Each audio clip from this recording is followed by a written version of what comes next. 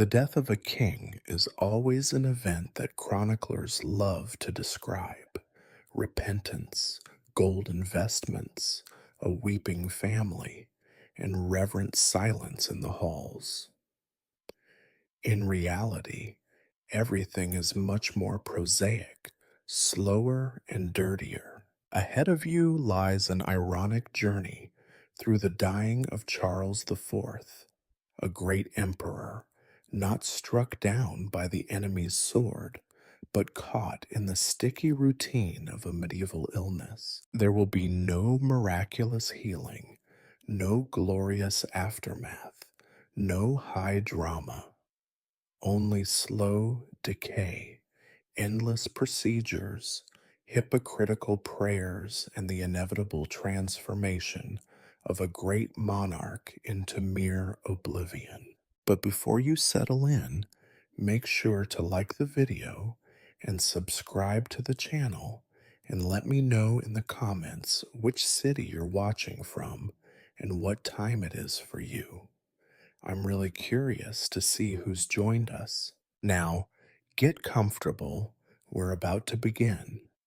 You wake up in the year of our Lord, 1378, which, if you are honest, is not the most exciting year to be the Holy Roman Emperor, but it is, unfortunately, the only one you get. Your name is Charles IV, or as you prefer in your head, just Charles, since numbers are mostly for chroniclers and ambitious nephews. The title comes with its perks: a palace that is mostly cold stone, servants who never look you in the eye, and an entire continent that expects you to have all the answers. And, of course, a vast collection of diseases. From the first moment of consciousness, you are aware of two things. The first, your back aches, because medieval beds are inventions of pure malice. The second, there is a possibility you will die today, tomorrow, or in a fortnight, and nobody will be surprised. There is always a new fever, an unfamiliar rash, or some mysterious pain that your court physicians will argue about for hours and never agree on. Every cough in the night might as well be your doom. You blink at the ceiling, stone, with a healthy bloom of moss in the corner, and contemplate the joys of being both a monarch and a patient. Outside your window, it is raining, or maybe that is just the wind pushing dampness through the cracks in the wall. The air smells of cold ash and something suspiciously like mold. You suspect that even your ancestors, buried beneath the cathedral, are shivering. You consider your morning routine, if one can call it that. A servant will arrive soon with tepid water, a crust of yesterday's bread, and a look of studied indifference.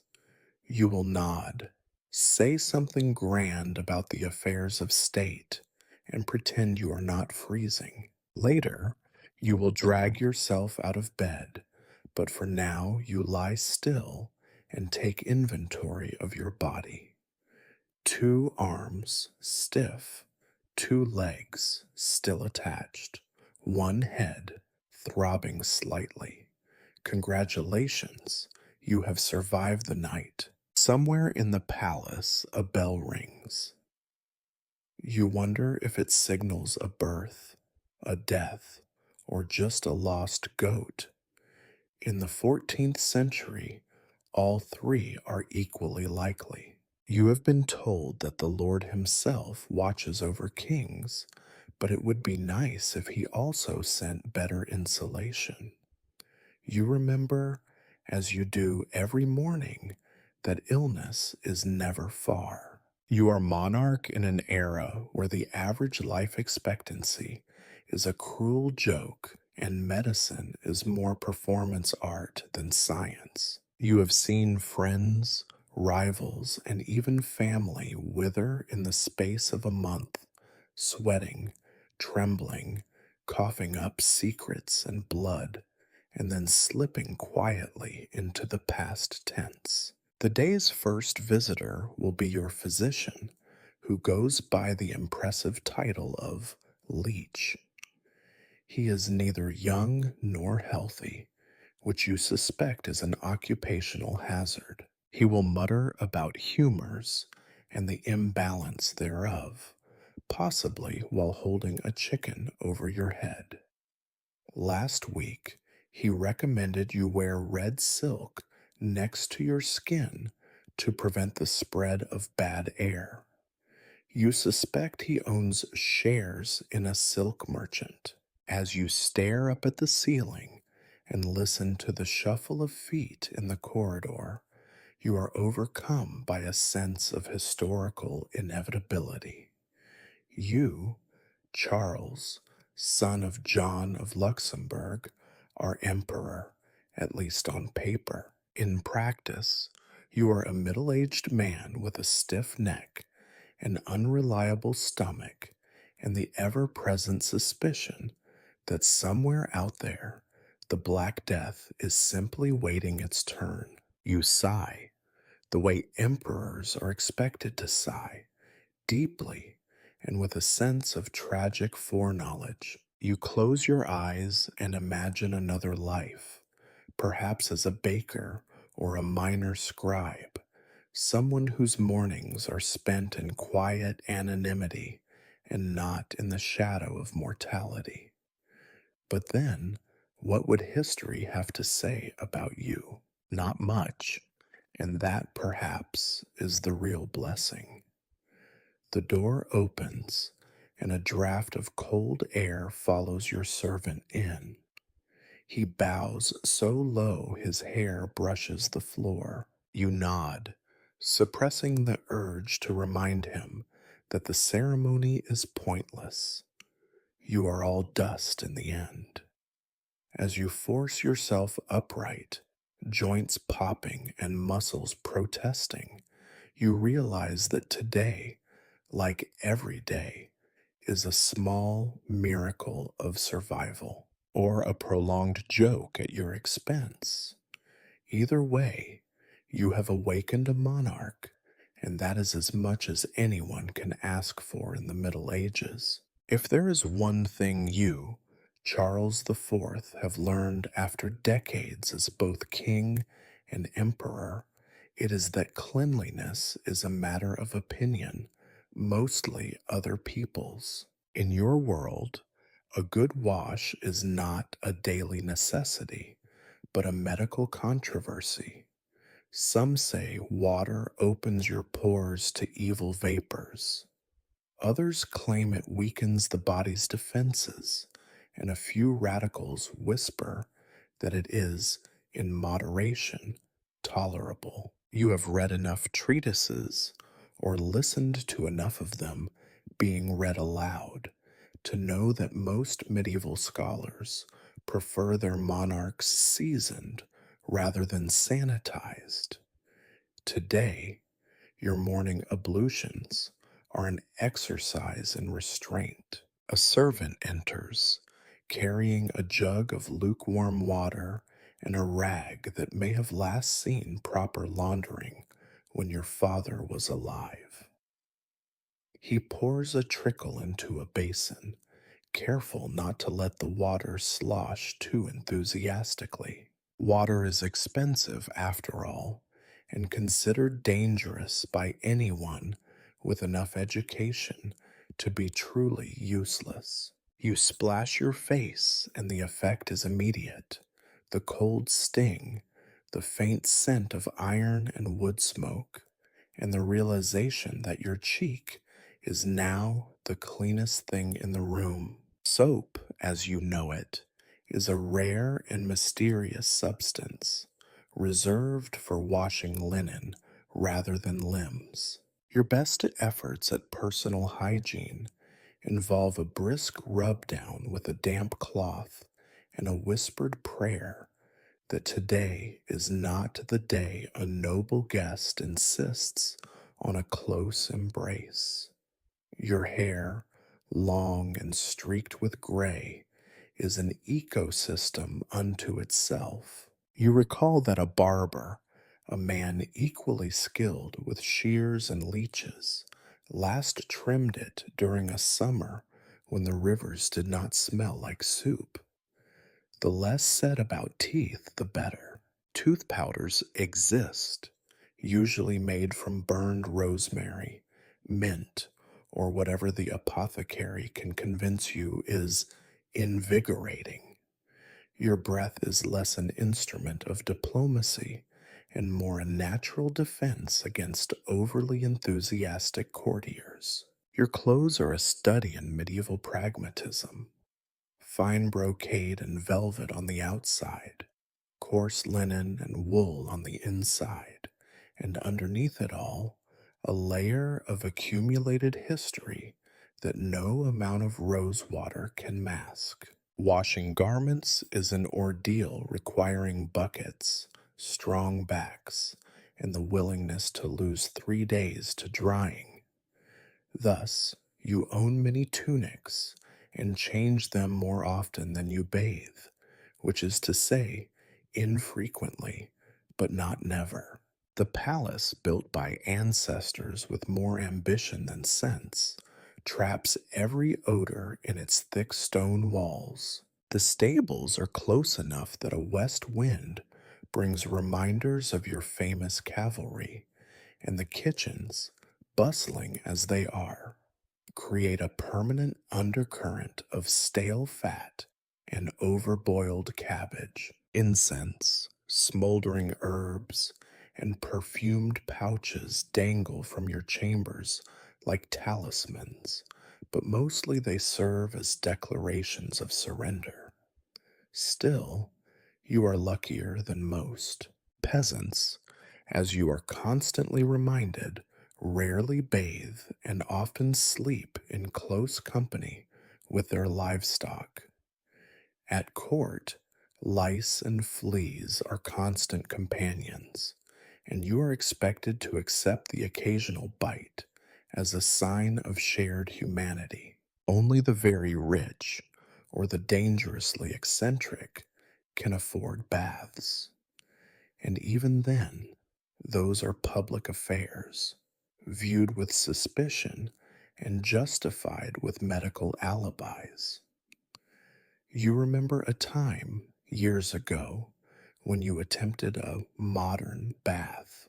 The water was drawn and heated by a dozen sweating men, poured into a wooden tub that creaked ominously beneath your royal weight. The experience was both exhilarating and alarming. Exhilarating for its novelty, alarming for the number of advisors who begged you to reconsider, lest the hot water awaken humors or invite the plague. For days afterward, you waited anxiously for some new symptom, reassured only when the worst result was a brief spell of dizziness, most likely from standing up too fast. Even now, there are rumors in the city that too much cleanliness is unchristian, that it draws the eye of jealous spirits. You, being a practical monarch, strike a careful balance, clean enough not to frighten foreign dignitaries, dirty enough to avoid accusations of vanity. It is a fine line, and you walk it daily, or rather, you sit regally on it, hoping no one looks too closely. The physicians, of course, have opinions. One insists that cold water is the secret to longevity. Another claims that warm vinegar is essential for vigor. Both agree that the worst fate is to bathe too often or not at all, but neither can define too often with any consistency. You humor them because humor is all you have left. You take a moment to survey your hands, scarred, spotted, unmistakably royal. You recall that one of your distant cousins died of an infected finger after a particularly enthusiastic falconry session. You make a mental note to avoid sharp objects and, if possible, falcons. There is a kind of freedom in accepting that no amount of soap will make you invulnerable. You are Charles the Fourth, ruler of men, but not of microbes. You can order armies to march, towns to be built, laws to be passed, but you cannot order your own skin to be free of blemish or your body free of aches. The world, in its infinite wisdom, has decreed that all must suffer a little before the end. By the time you finish your ritual, such as it is, you are ready for the day's more visible dirt, the politics, the gossip, the endless parade of supplicants with their own versions of cleanliness. You pull on your outer robe, fasten a heavy chain around your neck, and remind yourself that history will not remember how often you bathed, only that you lived long enough to die spectacularly. And with that, you prepare to face another day, as clean as you will ever be, and perhaps, by medieval standards, almost dangerously spotless. Your Majesty, Charles the Fourth, supreme ruler of Central Europe, and, in theory, all things beneath heaven, from the Baltic to the Alps, you are not unacquainted with pain. It is a familiar presence, a dull ache in your lower back, a sharp twinge in your knees, the occasional vertigo that leaves your world spinning like the court jester after too much mead. Yet, despite your royal status, there is little you can do about it, except summon your physicians and let the parade of medieval medicine commence. They are a curious breed, these men of learning, self important and grave. Each sports an impressive beard, a collection of stains on his robe, and an air of authority that increases in inverse proportion to their actual ability to help you. The chief physician, Master Petrus, begins each consultation by thumping a large leather bound book, the sum total of medical wisdom from Hippocrates to some monk in Bologna who once saw a boil the size of a plum. He peers at you over his spectacles, which do nothing to improve his sight, and asks about your symptoms. You oblige.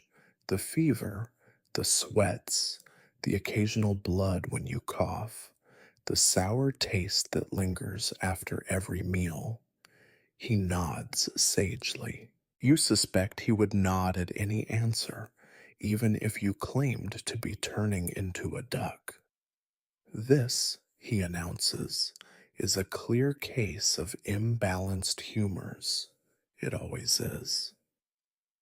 You have heard more about bodily humors than you ever wished. The body, so the theory goes, is a vessel of four essential fluids: blood, phlegm, yellow bile, and black bile. Health is the harmony of these elements. Sickness is the rebellion. Your fever, an excess of yellow bile, most likely. The aches, perhaps too much black bile or a deficit of phlegm. There are charts, color coded, and small drawings of unhappy looking people. It is all very scientific in a manner of speaking. The treatment follows swiftly. First comes the bloodletting. You have bled more for your health than for your kingdom. A vein in your arm is opened by a sharp lancet. The blood flows into a bowl, dark and steaming, The physician watches closely, counting drops as if they are coins. Too little, and the disease will persist. Too much, and you risk fainting, or worse.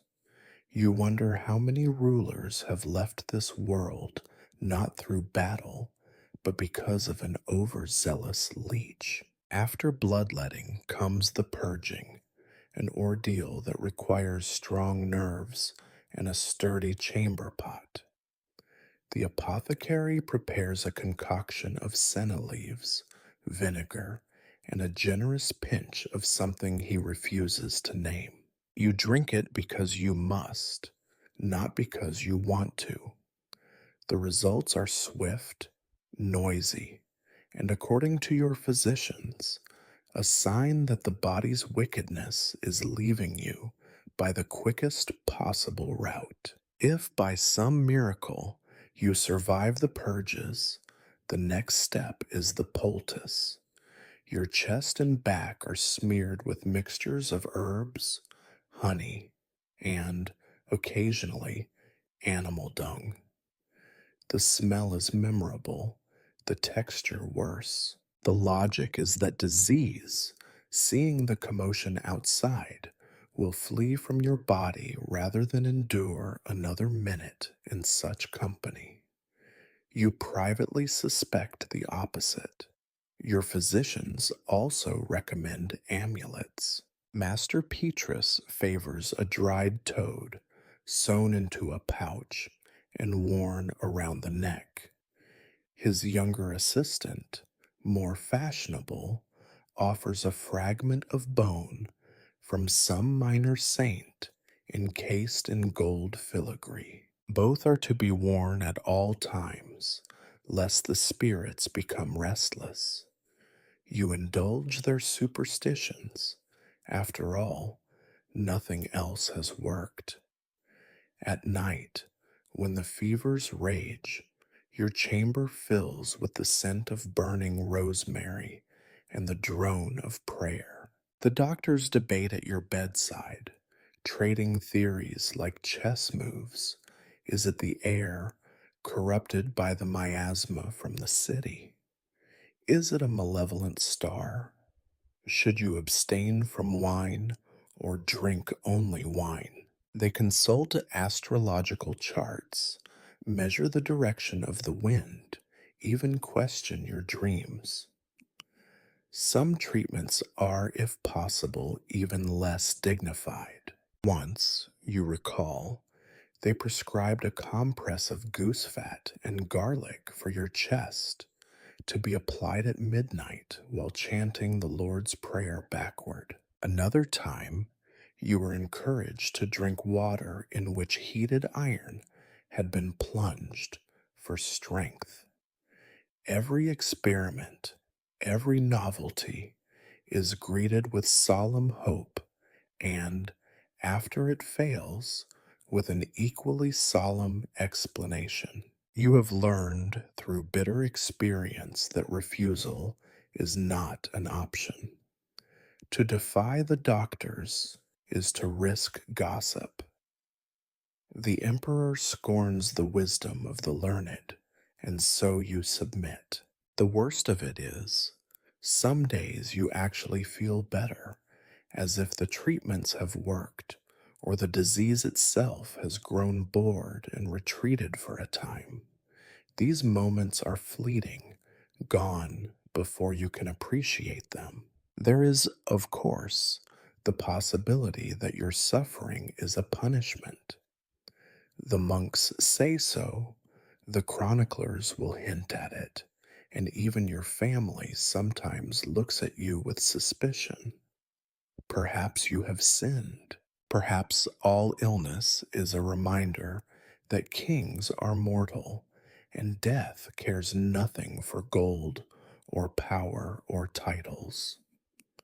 So you listen to your physicians, endure their rituals, and try to keep your complaints quiet. You wonder sometimes if future generations will laugh at this age, when medicine was little more than guesswork, prayer, and a willingness to bleed. But then the fever rises, and all you can do is endure, because the alternative, as they say, is worse. By dawn, you are exhausted, battered, and no closer to health. The physicians bow, their work done, and promise to return tomorrow with a new theory. You nod, because that is what is expected. You are the emperor, after all, and your suffering must have meaning, even if it is only to fill the pages of someone else's history.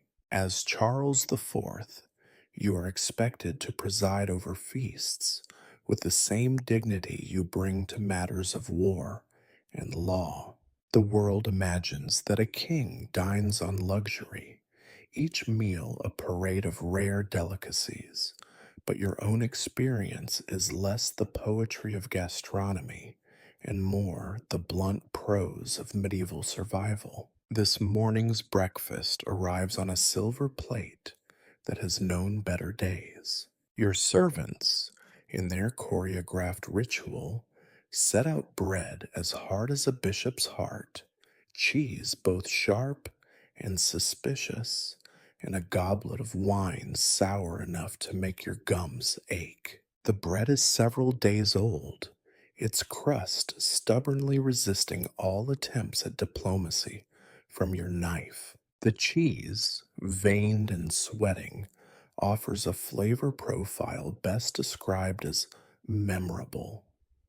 You spread them together out of habit, then stare at the result as one might eye a cunning political rival, dangerous but unavoidable. For those not blessed with royal birth, food is an endless cycle of gruel, onions, and more gruel. As emperor, you are offered variety: boiled meats, jellied eels, roasted fowl, and pies filled with mysterious things that once walked, swam, or, judging by the taste, crawled. On feast days, the cooks try to impress with towers of pastry and swans roasted in their own feathers. These displays are more for the chroniclers than your digestion. Applause comes easily, digestion does not.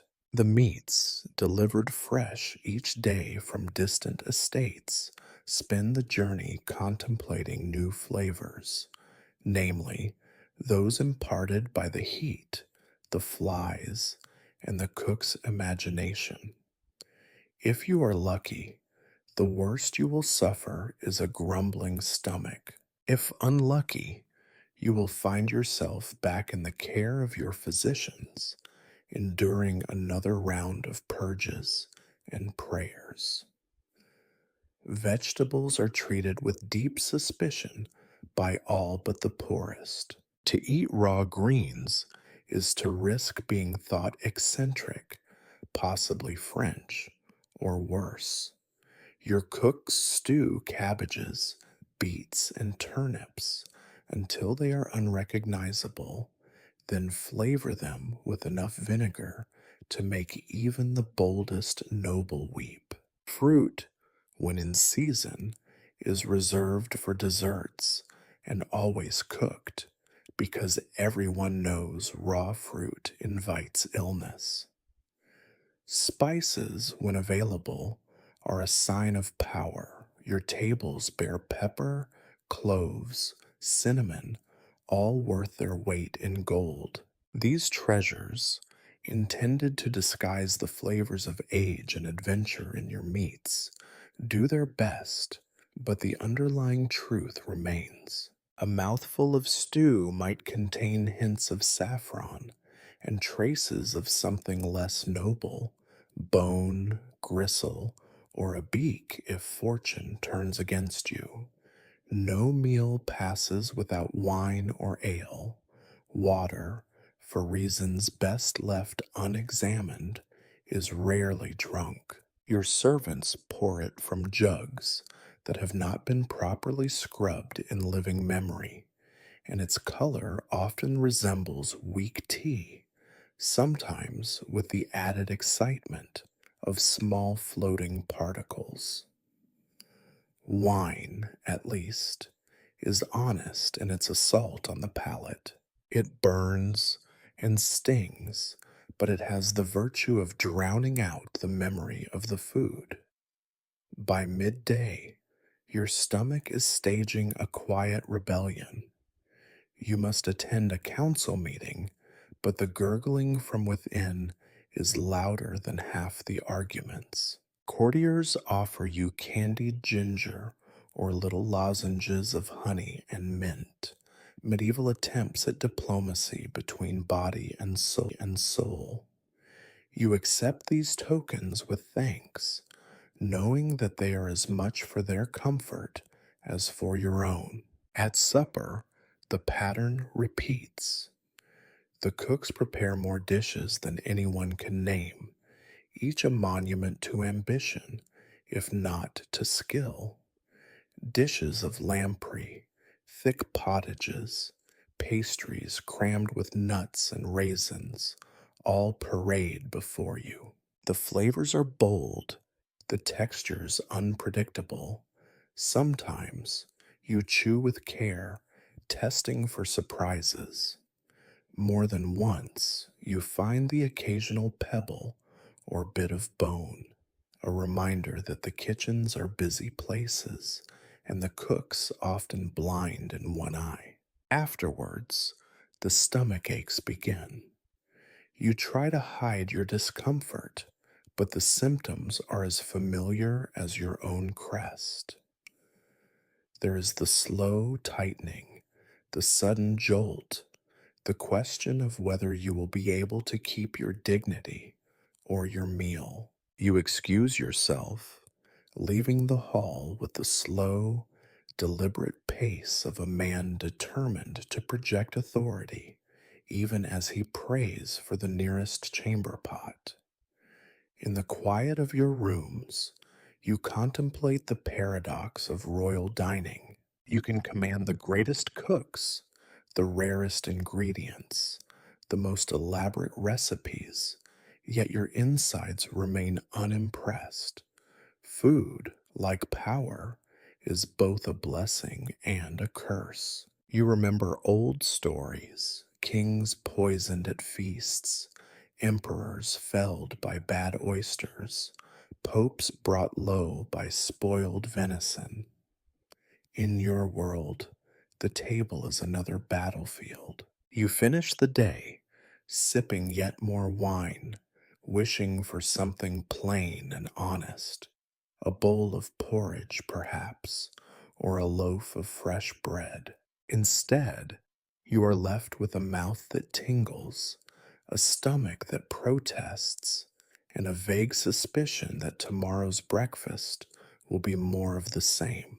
In the end, you fall asleep with the reassuring thought that at the very least, you have survived another day's banquet. For a medieval monarch, this is no small achievement. You awaken before dawn with a sensation that is at once unfamiliar and entirely expected. Your body, so recently a host for royal banquets and well meaning torture disguised as medicine, now stages a new performance, fever. It is a slow unveiling, beginning with a vague heat behind your eyes and a dull ache in your limbs, as if you have spent the night wrestling with the stone walls of your own palace. You try to sit up, but every movement is met with protest. The covers, which seemed so thin yesterday, now weigh upon you with the authority of an imperial edict. Your throat is dry, your mouth tastes like boiled iron, and sweat beads across your forehead despite the morning chill. In the distance, a bell tolls. You count the chimes not as a summons to prayer, but as a personal countdown. Your first instinct is denial. You are, after all, Charles IV, Emperor by the grace of God and the machinations of family. Illness is for the weak, the poor, the nameless multitude huddled in smoky huts beyond your walls. Yet the truth is more persistent than any decree. You recall the stories whispered through generations, how emperors have fallen not to daggers or arrows, but to invisible enemies carried on the breath of the wind or in the touch of a trusted hand. The servants notice before you say a word. They hover at the edges of your vision, more silent than usual, their eyes lingering on the dampness of your brow and the flush in your cheeks. When you try to wave them away, your arm trembles, barely, but enough for them to murmur among themselves. In the medieval court, rumors spread faster than disease. By the time the sun rises, every chambermaid and stable boy will know that the emperor is unwell. You brace yourself for the inevitable procession of physicians. The first to arrive is Master Petrus, his beard freshly combed, his robe adorned with the stains of last night's experiment. He approaches your bedside with a gravity reserved for funerals and royal weddings. He feels your forehead with the back of his hand, a gesture performed more for show than effect, then sighs as if to say, "I told you so." Behind him, a pair of junior leeches fidget nervously, clutching satchels full of tools and ointments. The diagnosis is, as always, a matter of debate. One suggests an excess of choler, another claims it is the result of sleeping too close to the north wall. Someone proposes you have been bewitched by jealous rivals. Master Petrus, not to be outdone, offers a lecture on the perils of unbalanced humors and the dangers of recent dietary extravagance. They take turns peering into your eyes, pinching your skin, and inspecting your tongue with the solemnity of monks examining relics. Treatment begins immediately. Bloodletting is the first order, because why change a system that has failed for centuries?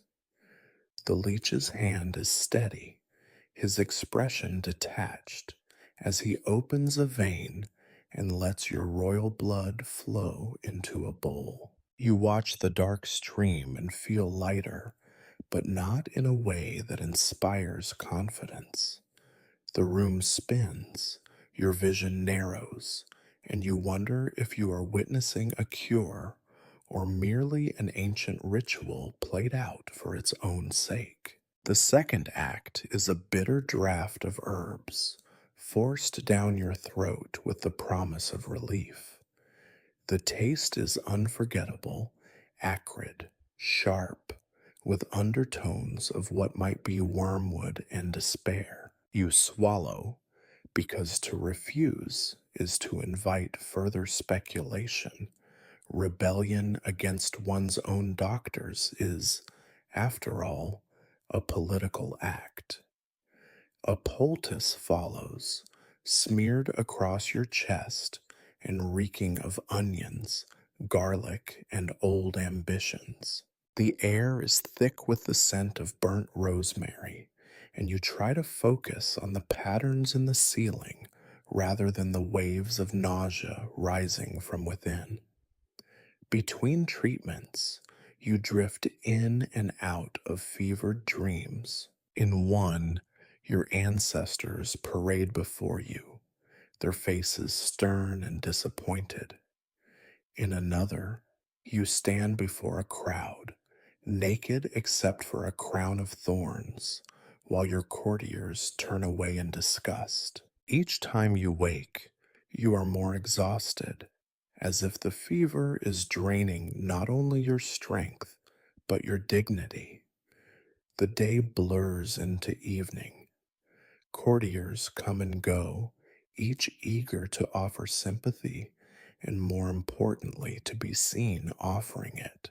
The prayers of monks blend with the mutterings of your physicians, creating a chorus that is both comforting and absurd. You are vaguely aware of decisions being made around you, edicts signed, petitions denied, alliances negotiated, yet none of it seems real. All that exists is the heat in your skin, the ache in your bones, and the growing suspicion that you are now a spectator in your own reign. As darkness falls, the fever intensifies. Sweat pours from you in waves, soaking your sheets, while chills race along your spine. You close your eyes and imagine a life without pain, or doctors, or the constant threat of decline. For a moment, you envy the peasants outside your gates. At least their suffering is private, unobserved, free from the scrutiny of history. Yet you are still emperor, and tomorrow, if you are lucky, you will rise again. If not, at least your legacy will be well documented, your illness recorded in the chronicles, your decline a matter of public record. For now, you surrender to the fever and wait for morning, knowing that in the Middle Ages, survival is less a right than a daily negotiation with fate. You wake sometime after midnight, or what you think is midnight, though the passage of time has grown slippery in the haze of fever. The world is a blur of shifting shadows and muted sounds. Your skin, once the fortress of an emperor, now betrays you at every turn. The fever has not abated. Instead, it has invited new companions, an insistent, throbbing headache, a cough that rattles in your chest, and a relentless ache that crawls from your limbs to your very marrow. Each breath is an effort. The air in your chambers is thick and damp, flavored with the lingering scent of last night's incense and the distinct, earthy aroma of wet stone. Your mouth, still bitter from the last dose of herbs, is dry as parchment. You try to swallow and discover that even this small act has become an ordeal. Your attendants, who hours ago hovered nervously at the edge of your vision, now come and go with studied efficiency. They bring wet cloths for your brow, bowls of tepid broth, and always, always more opinions. No one dares say what they are thinking, that the emperor's illness is worsening, that the court is already whispering, that even the most devout prayers seem unable to shift your fortunes. The physicians return in procession, each determined to outdo the last in displays of concern and learning. Master Petrus, looking paler than usual, consults his charts with an air of growing desperation. He asks you to describe your symptoms again. You oblige, reciting the litany of aches, the cough, the chills, the heat. His assistant, eyes wide, suggests you may have contracted the sweating sickness, a diagnosis as reassuring as a prophecy of doom. There is talk of plague. There is always talk of plague. One of the younger doctors, eager to make a name for himself, wonders aloud if your condition is a rare new form, something destined for the annals of medical history. Master Petrus silences him with a glare. The last thing the court needs is a panic, and the second to last is a physician more ambitious than careful. The treatments intensify. Another bloodletting, this time with two bowls instead of one. You feel the life draining from you, replaced by a growing sense of emptiness. Your hands shake when you try to lift your cup. The apothecary's latest concoction is delivered with solemn ceremony, a syrup thick with honey and something sour. It sticks to your teeth and does nothing for your throat. Someone suggests leeches. You have never liked leeches, though you appreciate their candor. Unlike the doctors, they do not pretend to know more than they do. Their ambitions are refreshingly simple. You submit because you are too tired to argue, and because what is one more indignity in a week of indignities? The cough worsens. It begins as a tickle, then grows sharp and deep, shaking your chest until tears prick your eyes. The first time you see blood on your handkerchief, you say nothing. You know how the story goes. You have seen it before in the eyes of old friends, in the records kept by the royal scribes. A cough that brings blood is an omen, a promise that the road ahead will be neither short nor pleasant. The palace reacts as it always does, with a flurry of ritual and superstition. You are offered charms, amulets, relics, each a guarantee of divine intervention, if only you believe hard enough. The queen, pale with worry, sits by your bed, murmuring prayers in a voice meant for herself as much as for you. Priests bring holy water and warnings. One even sprinkles salt in the corners of your chamber, as if death is merely a guest who might be deterred by bad seasoning. Rumors multiply faster than your symptoms. In the kitchens, they say the emperor has been poisoned. In the stables, they whisper that you have been cursed by a witch from a distant land. Your rivals, ever watchful, begin to circle, some out of loyalty, others in hope. Every creak of the floorboards, every hushed conversation beyond your door is a reminder that illness in a royal court is always political. The nights are the worst.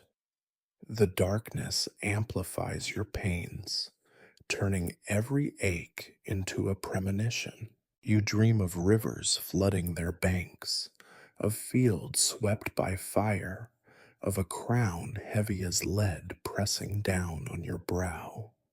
You wake gasping, drenched in sweat, uncertain if the sounds you hear are real or echoes from the world of dreams.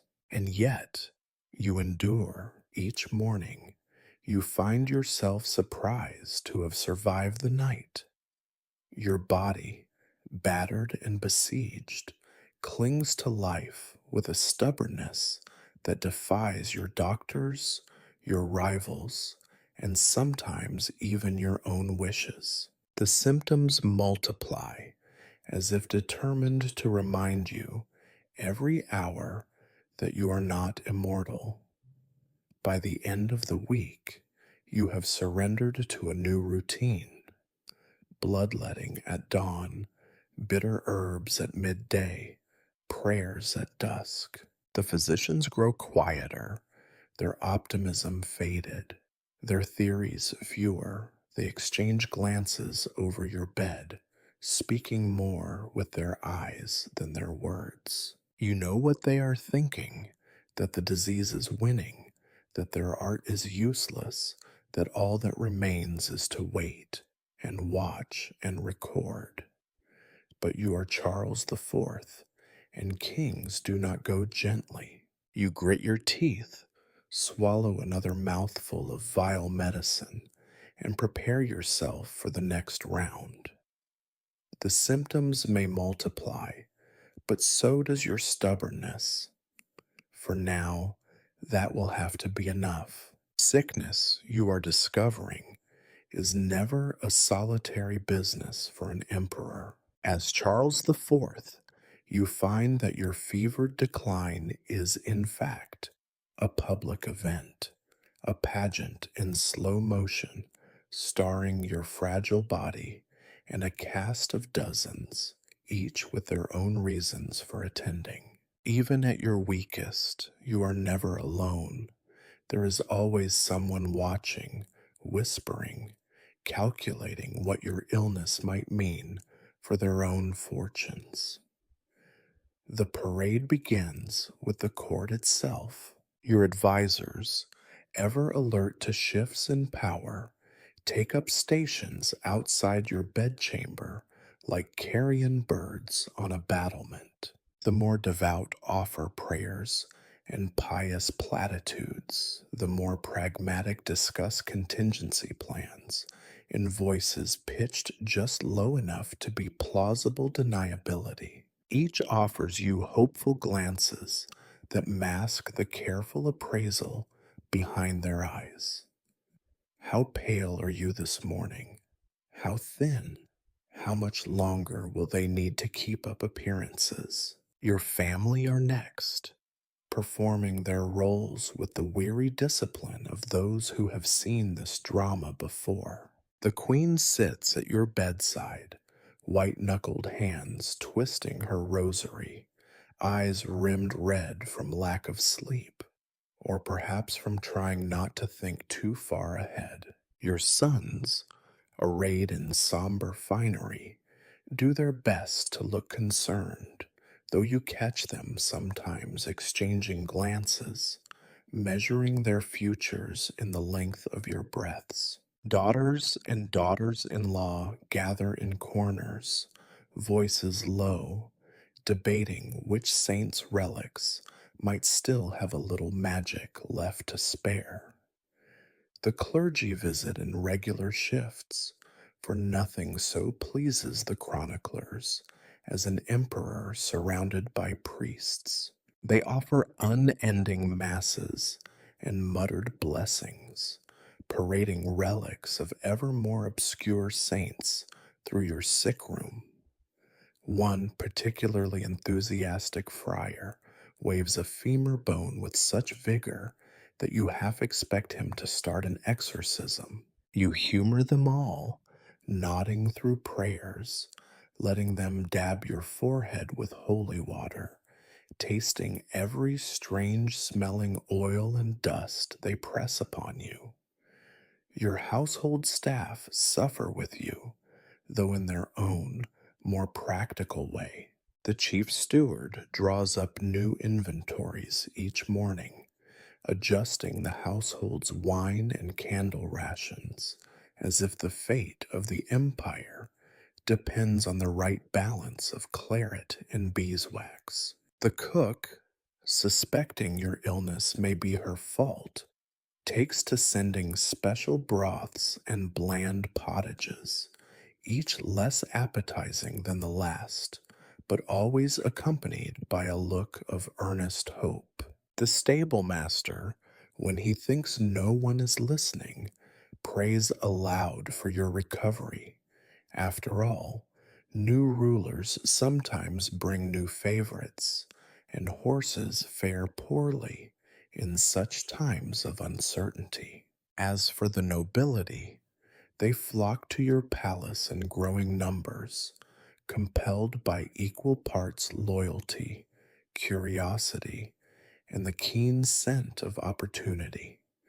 Some arrive with gifts, a bolt of rare cloth, a basket of late apples, a heavy purse for the cathedral. Some bring their families, eager to remind you of the long-standing ties between their house and your own, should you feel the urge to distribute favors in your weakened state. Others come to be seen, to gossip, to make a show of support before quietly returning home to strengthen their own defenses.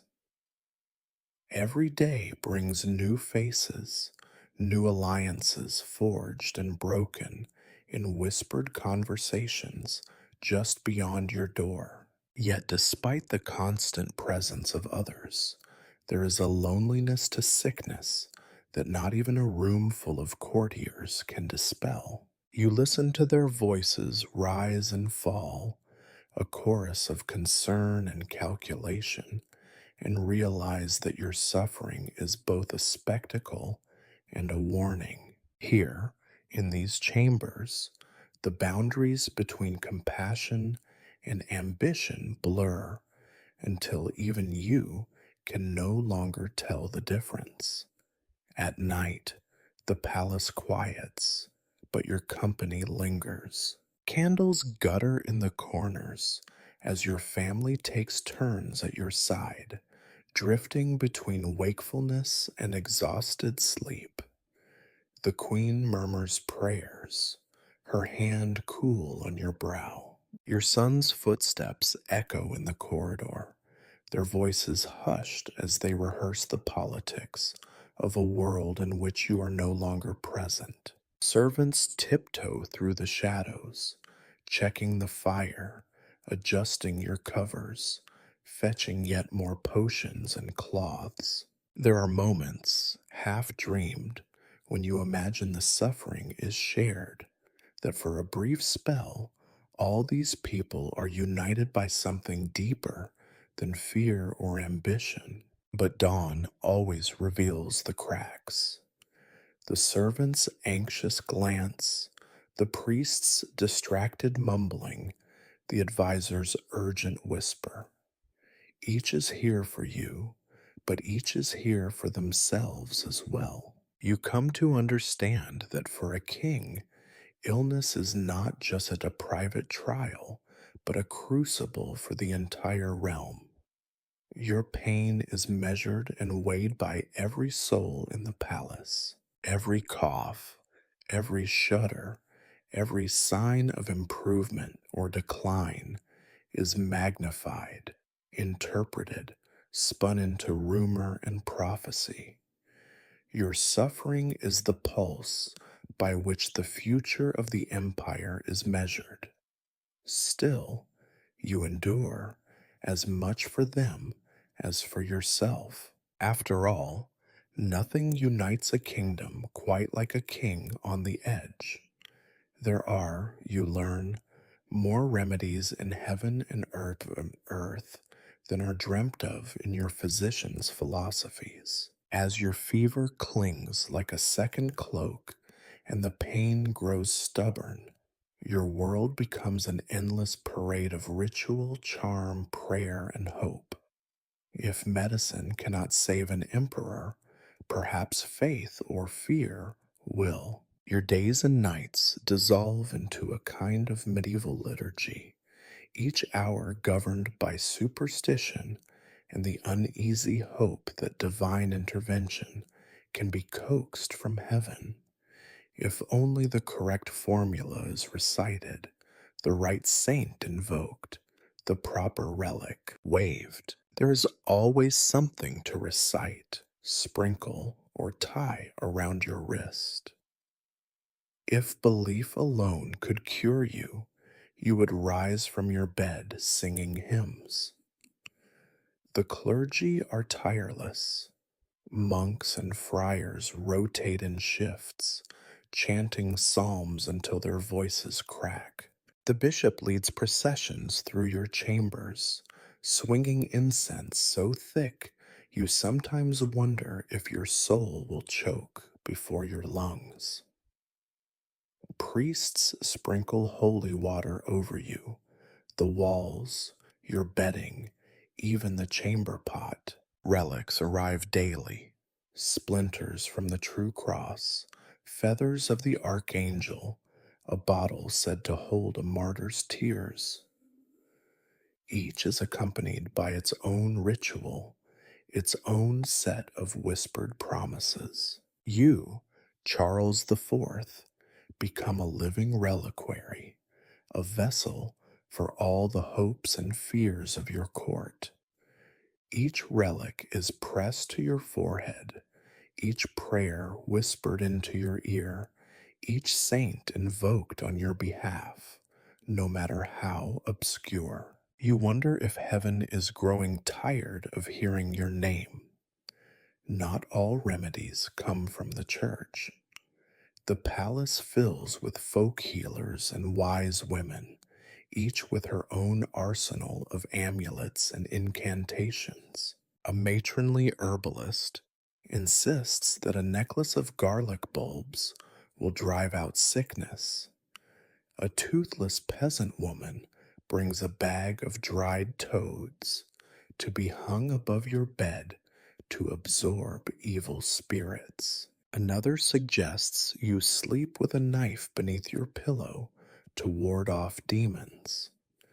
A courtier's wife presses a pouch of dried sage and rosemary into your hand, instructing you to burn it at midnight while reciting the Lord's Prayer backwards. The doctors, reluctantly, tolerate this theater. Their science has failed to improve your condition, and so they shrug, mutter about the power of the mind, and excuse themselves from the room. You are reminded that the line between medicine and magic is thin indeed, especially when both are equally useless. Superstition spreads through the palace like a second plague. Sentries hammer iron nails into door frames to bar the entrance of death. Servants salt the thresholds, muttering ancient charms as they do. Even the palace cats, normally indifferent, are watched with suspicion. Everyone knows that a cat crossing your path at night can draw out your illness, or worse, steal your soul as you sleep. Your family clings to their own rituals. The queen fingers her rosary until the beads shine smooth, reciting prayers in every language she knows. Your sons bribe monks to say extra masses, just in case one voice might be heard above the rest. Daughters and nieces leave offerings of bread and honey at the chapel altar, hoping to appease whichever spirit is responsible for your suffering. Rumors swirl and multiply that you offended a local saint, that a witch in the countryside cursed you, that the stars themselves are misaligned, sending down illness in their cold, impartial light. Courtiers debate which saint has the most influence, which day is best for an exorcism, whether it is safer to burn or bury the last of your soiled linens. Amid all this, you become both patient and participant. It is impossible not to hope a little that some incantation might work, that the next holy object pressed into your hand will finally chase out the sickness. You accept the relics, recite the prayers, endure the anointments, and the strange sticky oils. In your more feverish moments, you try to bargain with heaven, promising to build chapels, free prisoners, end a feud, if only the pain would ebb. At times, the rituals bring a strange comfort. The rhythm of chants, the hush of candlelit prayers, the familiar scent of incense. They distract you, briefly, from the aches of your body and the crawling anxiety of your mind. For a moment, you can pretend that you are protected, that the ancient forms have power, that faith is a shield strong enough to hold back what medicine cannot. But the fever remains, as stubborn as ever. In the quiet hours, you remember all the kings who prayed for miracles and died anyway, and you wonder if any of them found solace in the endless repetition. You suspect that, for all the relics and prayers, the old order is simply trying to hold back the dark with whatever tools it has left. Still, as the sun rises and the clergy files out for the next round, you are grateful for the effort. If you are to die, let it be amid bells, incense, and the full theater of medieval faith, surrounded by hope, fear, and the endless ingenuity of those determined against all odds to keep you alive. In your youth, you heard tales of kings who died with a feast on their table and a song on their lips. Now, as you lie in bed tasting fever and regret, you realize those tales never mention the real indignity of dying, the slow, daily retreat from the world of food, the growing suspicion that every bite you take is more for the worms than for yourself. Your appetite, never great to begin with, has long since surrendered to the demands of illness. At first, it was a matter of preference, a distaste for the greasy meats, the stale bread, the endless parade of overboiled roots and pickled odds and ends. But now, even the thought of food is exhausting. Your stomach rebels at the faintest whiff of broth. The sight of yesterday's cheese sweating on its plate is enough to send a shudder through your fevered bones. Your physicians insist you must eat. They present it as a royal duty. An emperor cannot die of hunger, not while there are so many hopeful mouths at court waiting for his leftovers. They ply you with every manner of restorative: thin soups, sweetened wine, honeyed water, candied fruit, little cakes that crumble at the lightest touch. Every hour, another attempt. Every hour, another failure.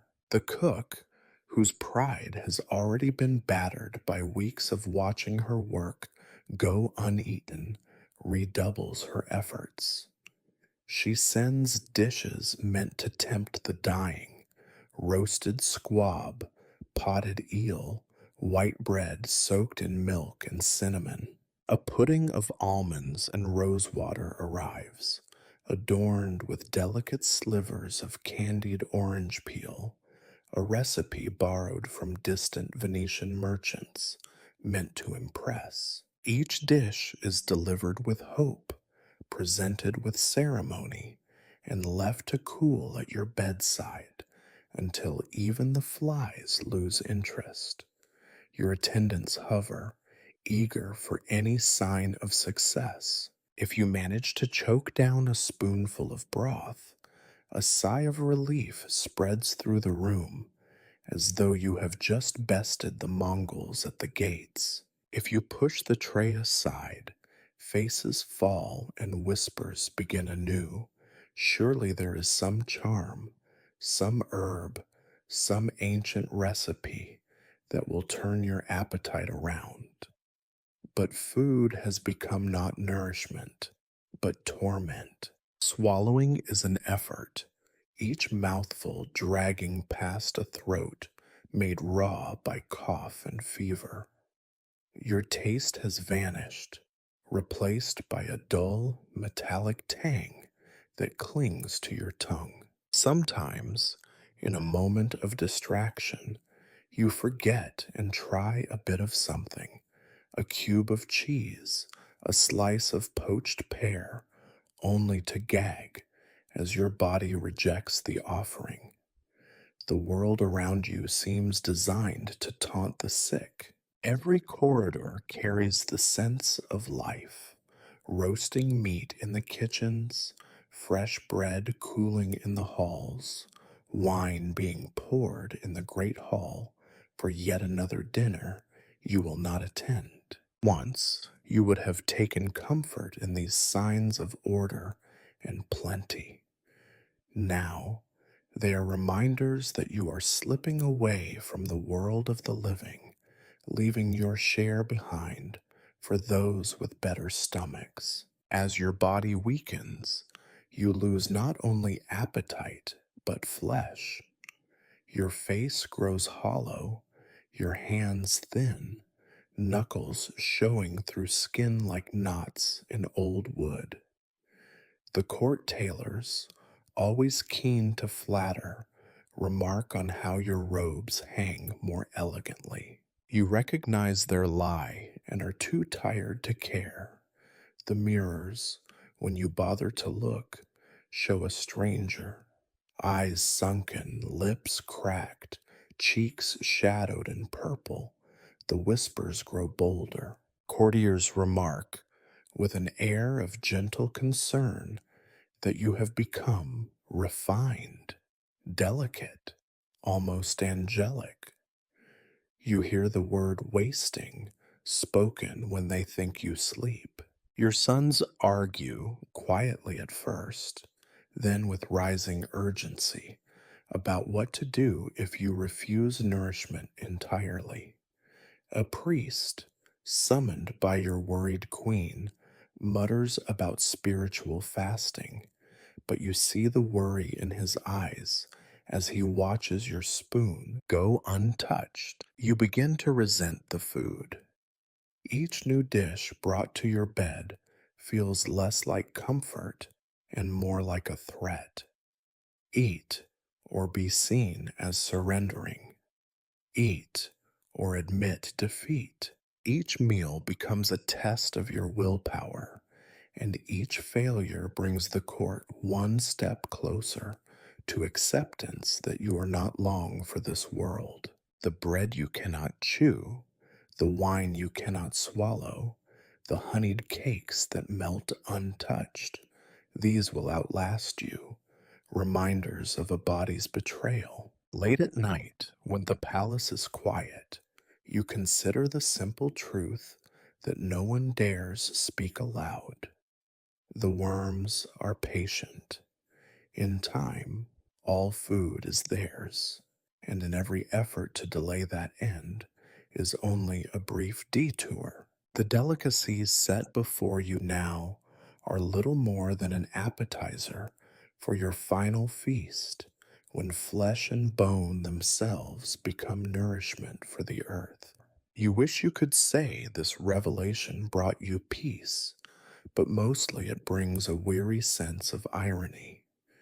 Kings, after all, do not escape the order of nature. Even you, Charles the Fourth, must one day yield your place at the table, leaving your half-eaten supper to the living and the rest to the kingdom beneath your feet. When you were a younger man, you thought royal dignity might shield you from certain indignities. You imagined that, as emperor, the business of the body would remain private, your flesh discreetly obedient, your ailments soothed by the velvet glove of power. Now, as you lie in your sickbed, Charles the Fourth, you discover the body has its own plans, and that a king's flesh is every bit as disloyal and embarrassing as a beggar's. The ritual of your days is now measured out in procedures, small, miserable ceremonies that strip away the last illusions of sovereignty. In the early morning, servants arrive to change your linens.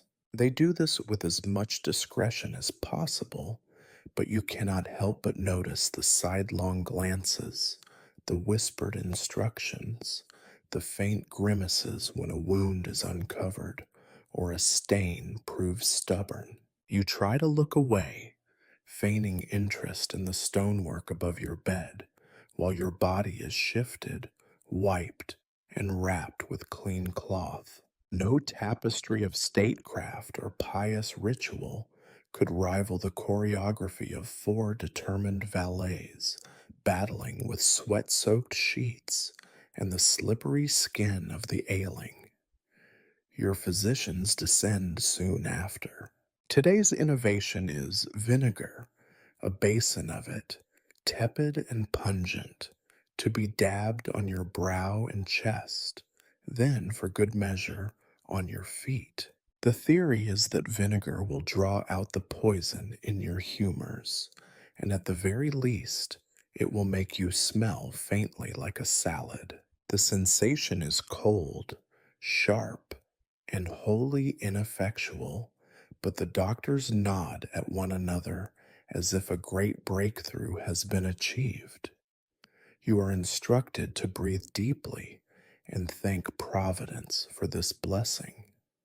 Not all procedures are so gentle. There are times when a boil appears, hot and red and tender, and the barber surgeon is summoned. He comes armed with a razor, a pot of honey, and a steely resolve. The lancing is performed quickly. One sharp pain, a rush of blood and pus, a hissed curse from you, and a murmur of satisfaction from him. The wound is cleaned with wine, then packed with crushed garlic and moss. If you are lucky, the fever does not worsen. If you are unlucky, well, at least you will not have to endure the treatment again. Poultices are a favorite of the doctors. A new one is applied every few hours, each more aromatic and stickier than the last.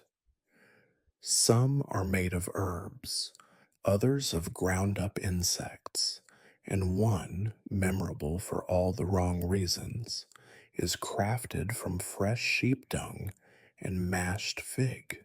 The logic, as always, is that evil must be drawn from within to without, no matter how undignified the method. The end result is a patchwork of damp rags clinging to your skin, the scent of barnyard wafting through your chambers, and the growing suspicion that all your ancestors are watching and laughing.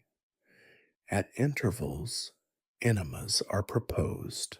The apothecary assures you these are the latest advancement in purging the humors, involving tubes of horn, herbal infusions, and a level of intimacy you would wish only on your worst enemies. Afterward, you are left exhausted and humiliated, grateful only for the brief respite from further medical invention. Your skin is rubbed with balms, some cooling, some burning, all guaranteed to leave a stain. Your hair is combed with oil, and sometimes dusted with powders to ward off lice and bad spirits. Occasionally, the physicians suggest burning a feather or a handful of resin in your room, filling the air with pungent smoke. This, they claim, will purify both body and soul, though you suspect the main benefit is that no one lingers too long in your company. Your body, once an instrument of state, is now an object of endless scrutiny. The physicians poke and prod, measure your pulse, chart the color of your urine, and the consistency of your stool. They discuss these details with grave importance, each discovery announced like news from the battlefield. There are records kept, lists of symptoms, treatments, results, no doubt destined for the archives where future generations of doctors will marvel at your suffering and offer new, equally useless opinions. For all their efforts, nothing really changes. The fever ebbs and flows. The pain migrates from joint to joint, a nomadic tormentor. Some days, your breathing is easier. Other days, you are too weak to speak. Through it all, the bodily procedures continue, relentless, ritualistic, and increasingly surreal. There is a dark comedy in it all. You, Charles IV, Emperor of the Romans, defender of the faith, have become a collection of aches and indignities, an anatomy lesson for the court. Powerless to resist, you submit to each new remedy, each new indignity, because to do otherwise would be to admit defeat. Perhaps you muse, this is the final test of rule, not battles or treaties, but the patience to endure the endless interventions of those sworn to save you. In the end, you are left sore, weary, and a little more distant from the body that once bore your ambitions.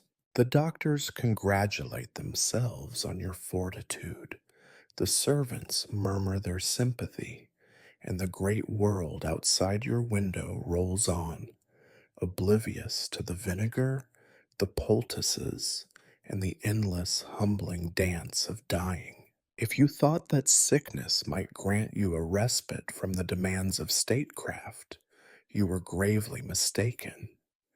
Illness, as you now know, is not an interruption of power, but a catalyst for its most fevered exercise. As your body weakens, the machinery of politics only grows more relentless, feeding on your silence and the gaps in your authority.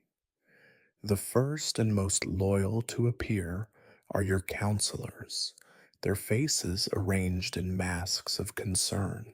They crowd your bedchamber, bowing more deeply than usual, speaking more softly, their every gesture a careful performance of loyalty.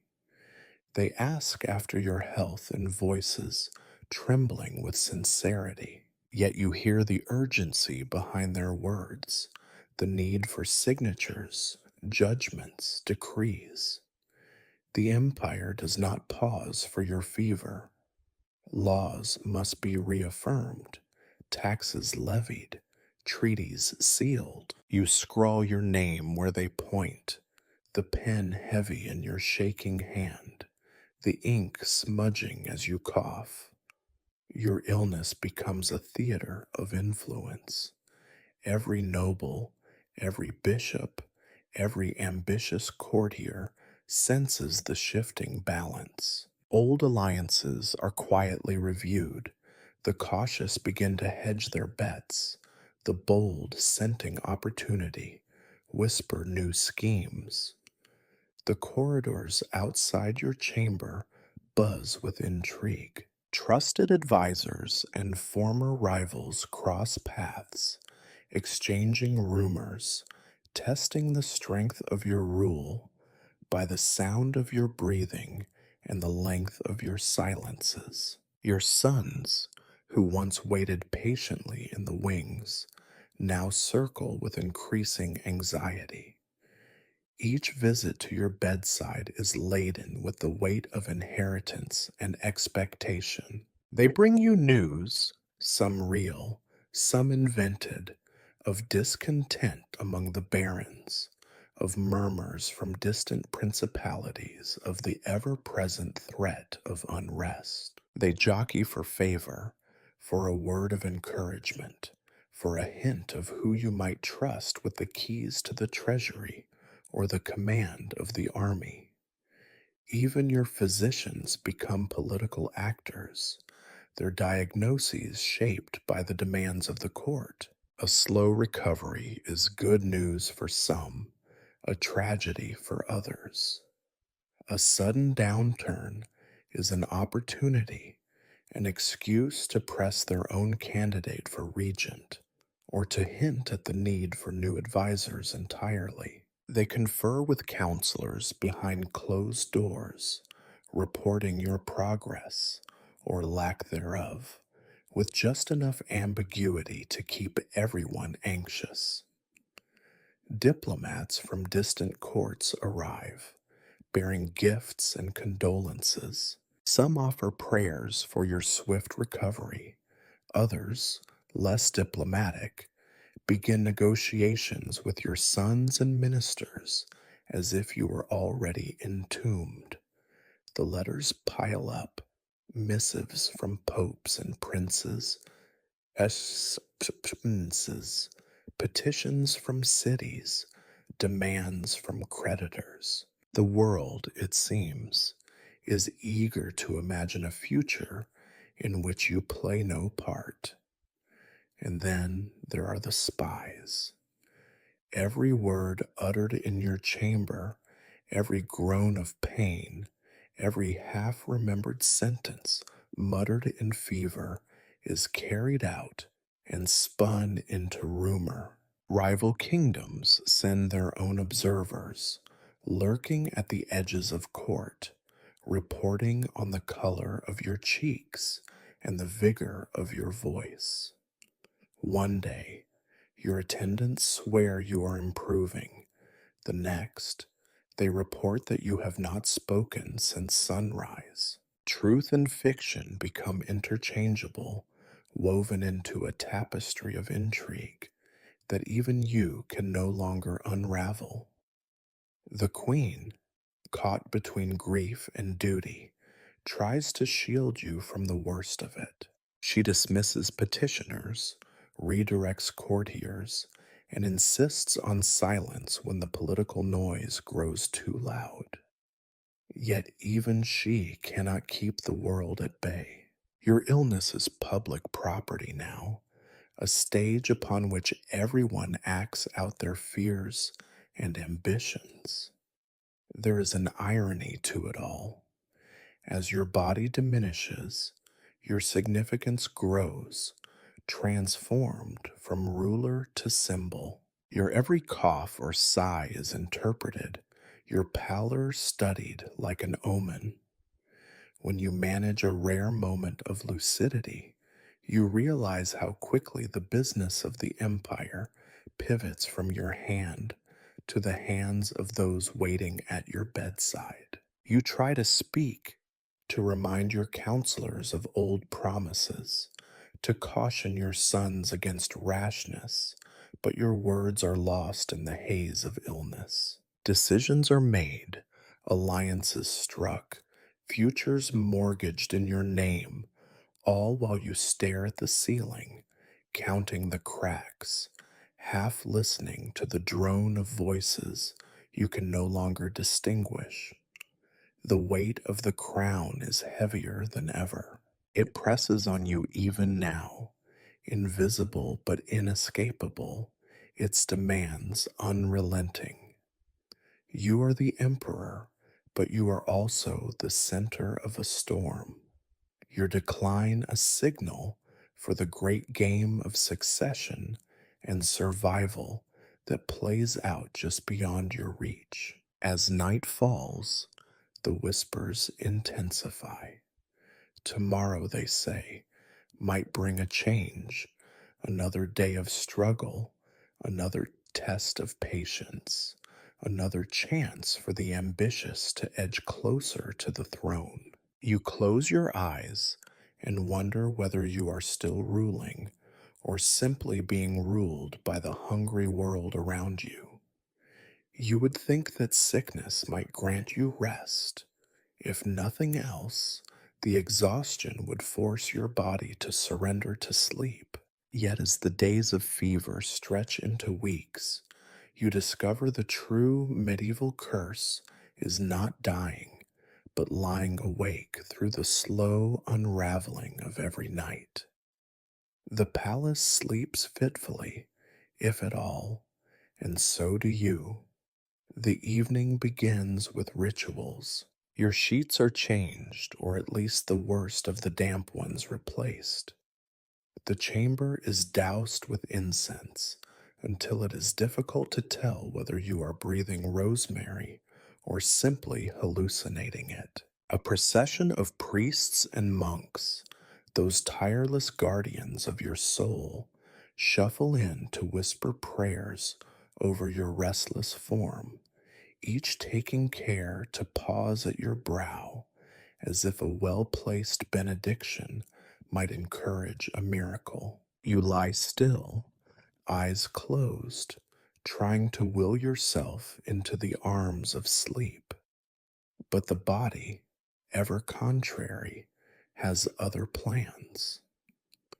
The fever ebbs and surges, washing over you in tides. One moment you are shivering beneath 3 blankets, teeth chattering as if the Black Sea wind has found its way to your bones.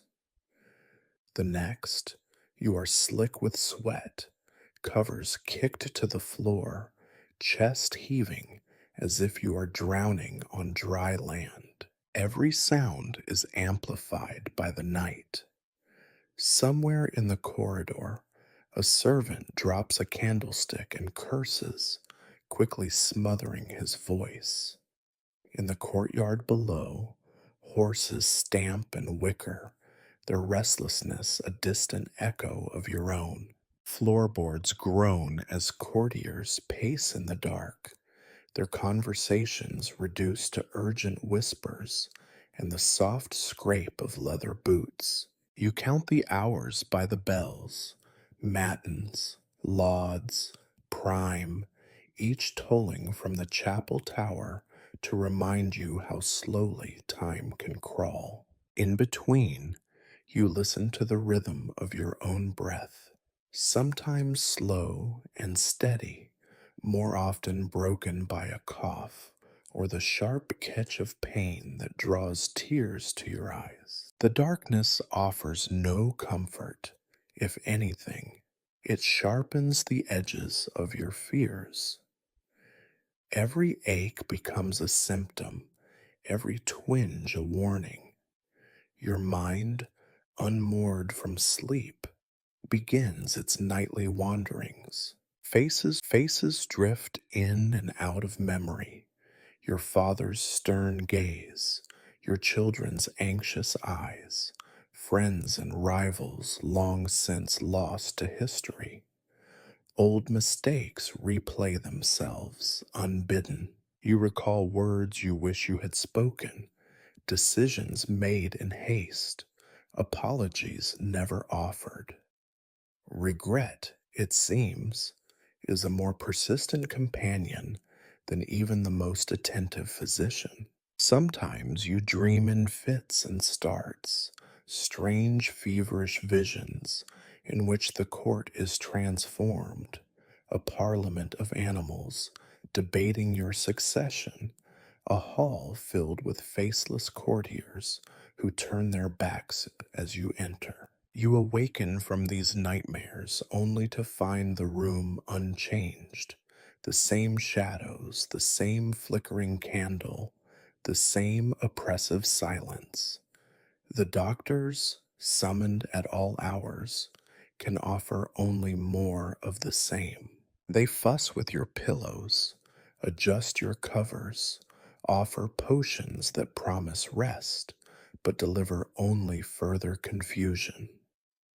Try to sleep, Majesty, they say, as if the mere suggestion might coax your weary mind into compliance. You nod, because it is easier than arguing, and because sleep is the one thing no one can provide. Occasionally, you are aware of others in the room, your wife, her face drawn with worry, fingers tangled in her rosary, a son perched in a chair, head bowed, not in prayer but in exhaustion, a servant, dozing with his back against the door, ready to run at the first sign of need. Their presence is a comfort and a burden, each anxious sigh reminding you that your pain is not yours alone. You try every remedy suggested. You sip warm milk, Breathe in lavender. Listen as priests read psalms in soothing tones. You clutch talismans, grip relics, submit to the application of yet another poultice. Nothing works for long. The hours stretch, broken only by brief, shallow sleep and the rude awakening of a coughing fit. With each sleepless night, your world narrows further.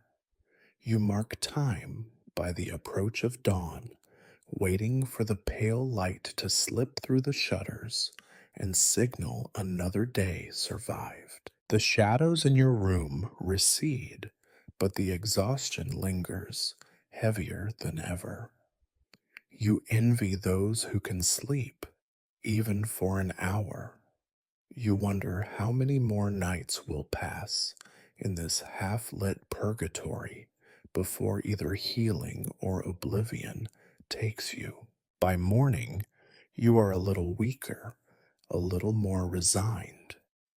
The servants come with their bowls and cloths, the priests with their prayers, the counselors with their urgent business. You greet them all with the weary dignity of one who knows that rest is now a luxury for the healthy, and that the empire, as always, has no patience for the sleepless. There comes a moment in every drawn out illness when the balance tips. For days, perhaps weeks, you have clung to the hope of recovery, reassuring yourself that strength will return with the next dawn, that another prayer or remedy might tilt the scales. But now, as you lie beneath heavy blankets in your shadowy chamber, the truth settles over you like an old familiar cloak. This is not a passing storm. This is the weather of your last season. You are Charles the Fourth, and you have spent a lifetime outmaneuvering rivals, outlasting plagues, and navigating the shifting alliances of Christendom. But this slow, grinding unraveling, is immune to all your skill. You try to rally, to summon the stubbornness that served you on battlefields and at council tables, but your body no longer obeys. There is a heaviness in your limbs, a deep ache in your bones, a breathlessness that does not pass. Each day feels a little thinner, a little further from the world of action and authority. The court, though still bustling around you, seems to recede. Advisors arrive with their documents and decisions, but you are no longer the final authority. You sign where they point, nod when expected, but the machinery of power grinds on without you. Your counselors' faces, once so familiar, blur at the edges, their voices indistinct. You find yourself staring past them, watching dust motes in the sunlight, listening to the slow ticking of a clock.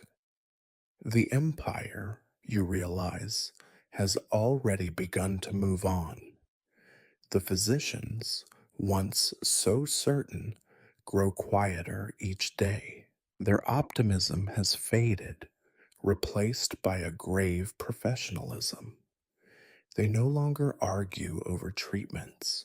Instead, they manage your pain and comfort, their discussions shifting from cures to care. When you catch their eyes, you see pity there, and relief too, for the drama of royal suffering is exhausting for all involved. Your family's behavior changes as well. Where once they hovered anxiously, urging you to eat and rally, now their voices are gentler, their hands more tentative. Your wife sits quietly by your side, rosary winding endlessly through her fingers, her eyes fixed on the crucifix above your bed.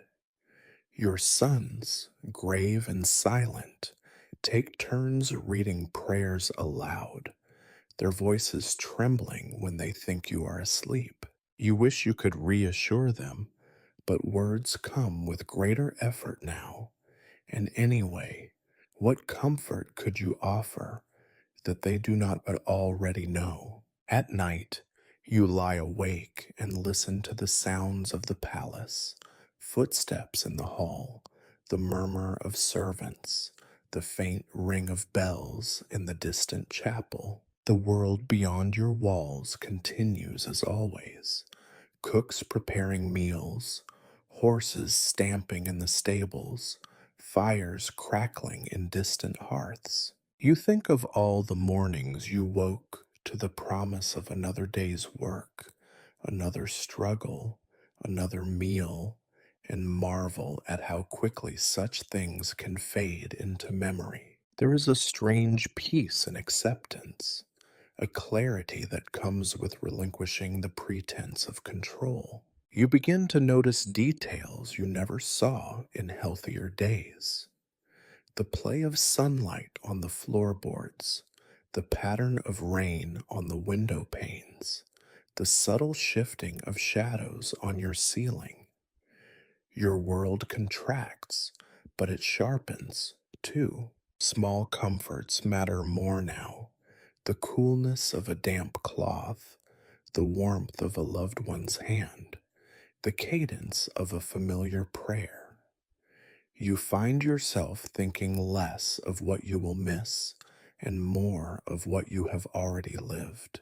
Your victories and failures, your loves and losses all jostle for attention in your restless mind. Regrets linger, as they always do, but so too do moments of pride. You wonder what the chroniclers will write, how they will distill your complicated life into a neat tale, omitting the long, tedious agony of dying. You begin to let go, a little at a time. Each day you relinquish another small obligation, another thread of worry. The empire will survive. Your family will endure. History will continue its unhurried march. You are a king, yes, but also a man, and men are meant to die. The realization is not comforting, exactly, but it is honest. You have outlasted most, and that, you decide, is enough. When the priests come with their final sacraments, you greet them with gratitude. When your loved ones gather to whisper their farewells, you listen, holding their hands as tightly as you can. Your breath grows shallower, your vision dimmer, your grip weaker, but you are not afraid, not anymore. The struggle is over. All that remains is to drift on the slow, inevitable tide that carries every king, every peasant, every soul from this world to whatever lies beyond. You close your eyes and let the weight of power, memory, and pain slip away.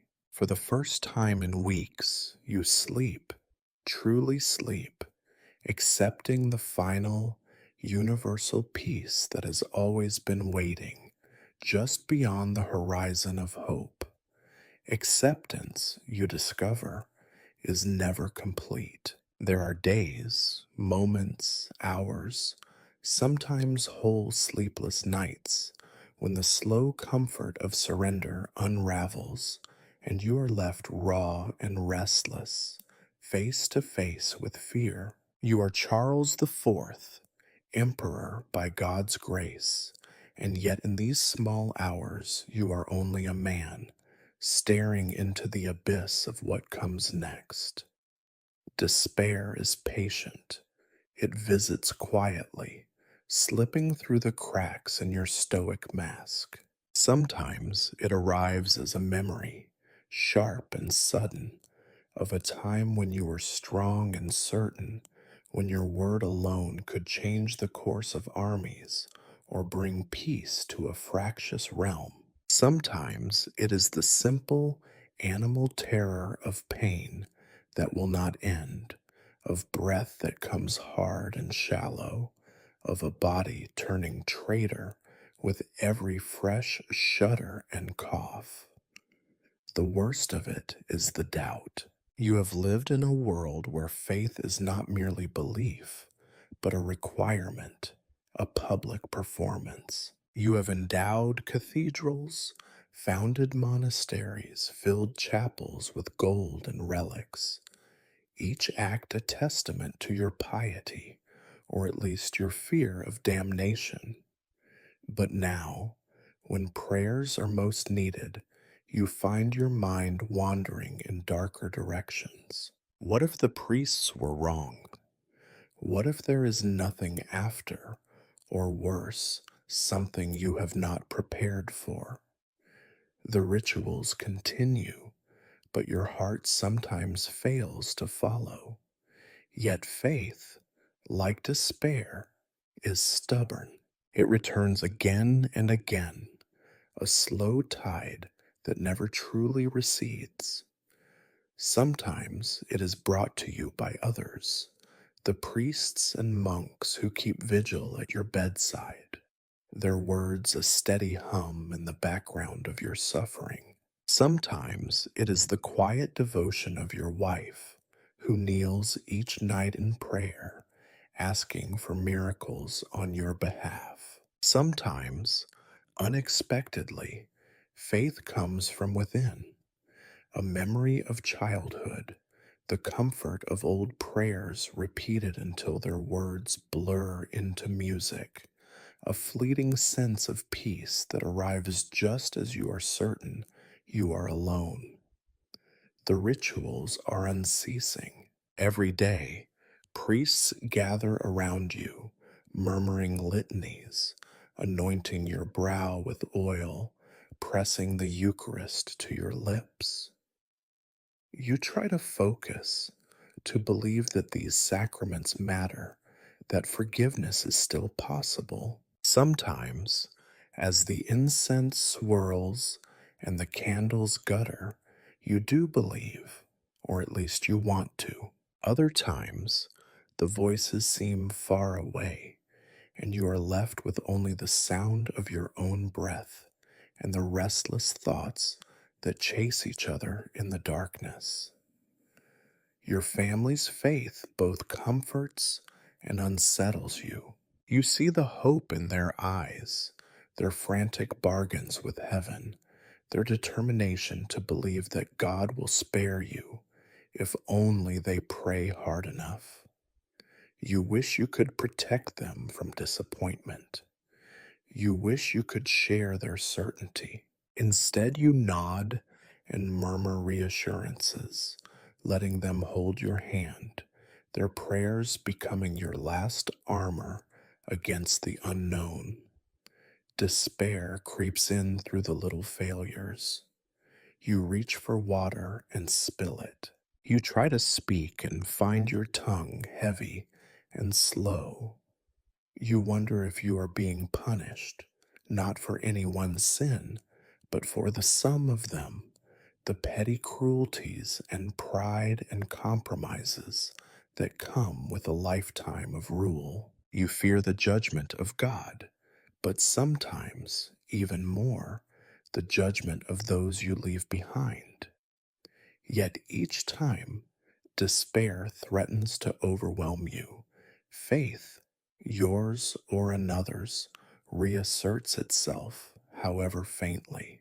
A priest places the host upon your tongue, and for a moment you taste something like hope. A psalm, sung softly in the half light, quiets your mind. A simple touch, a hand on your forehead, a whisper of peace, anchors you in the present. You remember your mother's voice teaching you to pray, and you realize that whatever comes next, you will not face it entirely alone. The world beyond your chamber fades, the empire and its endless burdens slipping further into the background. In their place are smaller, older things: fear, hope, longing, resignation. You find that faith, if it cannot always banish despair, at least offers a counterweight, a reason to endure, to hope, to reach for some measure of grace in the darkness. As the hours pass, you drift between the two: despair sharp and sudden, faith slow and steady. Sometimes you pray with conviction, sometimes out of habit, sometimes simply because there is nothing else left to do. You do not know which, if any, will save you. Perhaps neither is meant to. Perhaps, and all that matters now is that you continue, one breath, one prayer, one fading hope at a time. In the end, faith and despair are your last companions. You greet them both and prepare for whatever judgment or mercy awaits. You have seen more physicians than most men see priests in a lifetime. They have come and gone through your sick room like penitents through a chapel, each bringing their own blend of hope, confusion, and elaborate explanation. Yet now, as the last days narrow, the visits grow less frequent and the rituals simpler. Even the most stubborn of doctors knows when the end is near, though none can quite bring themselves to say it. The day begins with the usual procession of attendants: fresh linen, fresh water, the quick, nervous tidying of the sick room. You lie propped among pillows, eyelids heavy, the world blurring at the edges. You hear the familiar shuffle of footsteps and the soft clearing of a throat. Master Petrus, your chief physician, stands at your bedside once more, his hands trembling just a little as he sets down his battered medical bag.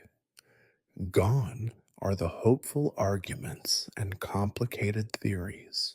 No one talks of humors, balance, or the latest treatise from Paris. The room is quiet, and for the first time in weeks, the physician's voice is gentle, almost kind. He asks how you are feeling, though you both know the answer.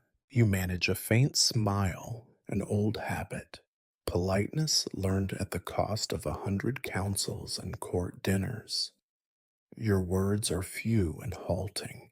The fever is no longer a burning fire, but a low, sullen heat that dulls your thoughts and weighs on your chest. Your limbs are heavy, each movement an effort. You sense, somehow, that your body is preparing for a journey it must take alone. Master Petrus sits on the edge of your bed. For the first time, he does not reach for his instruments. Instead, he simply looks at you, searching for something in your eyes. Maybe defiance, maybe peace. His own face is lined with worry and exhaustion. You remember fleetingly the first time he treated you, how certain he was then, how full of pride in the art of healing. He takes your pulse, fingers cold against your wrist. He listens to your breathing, counts the slow, irregular beats of your heart. His lips move silently, perhaps a prayer, perhaps the recitation of some medical wisdom learned in youth and now disproven by the evidence before him.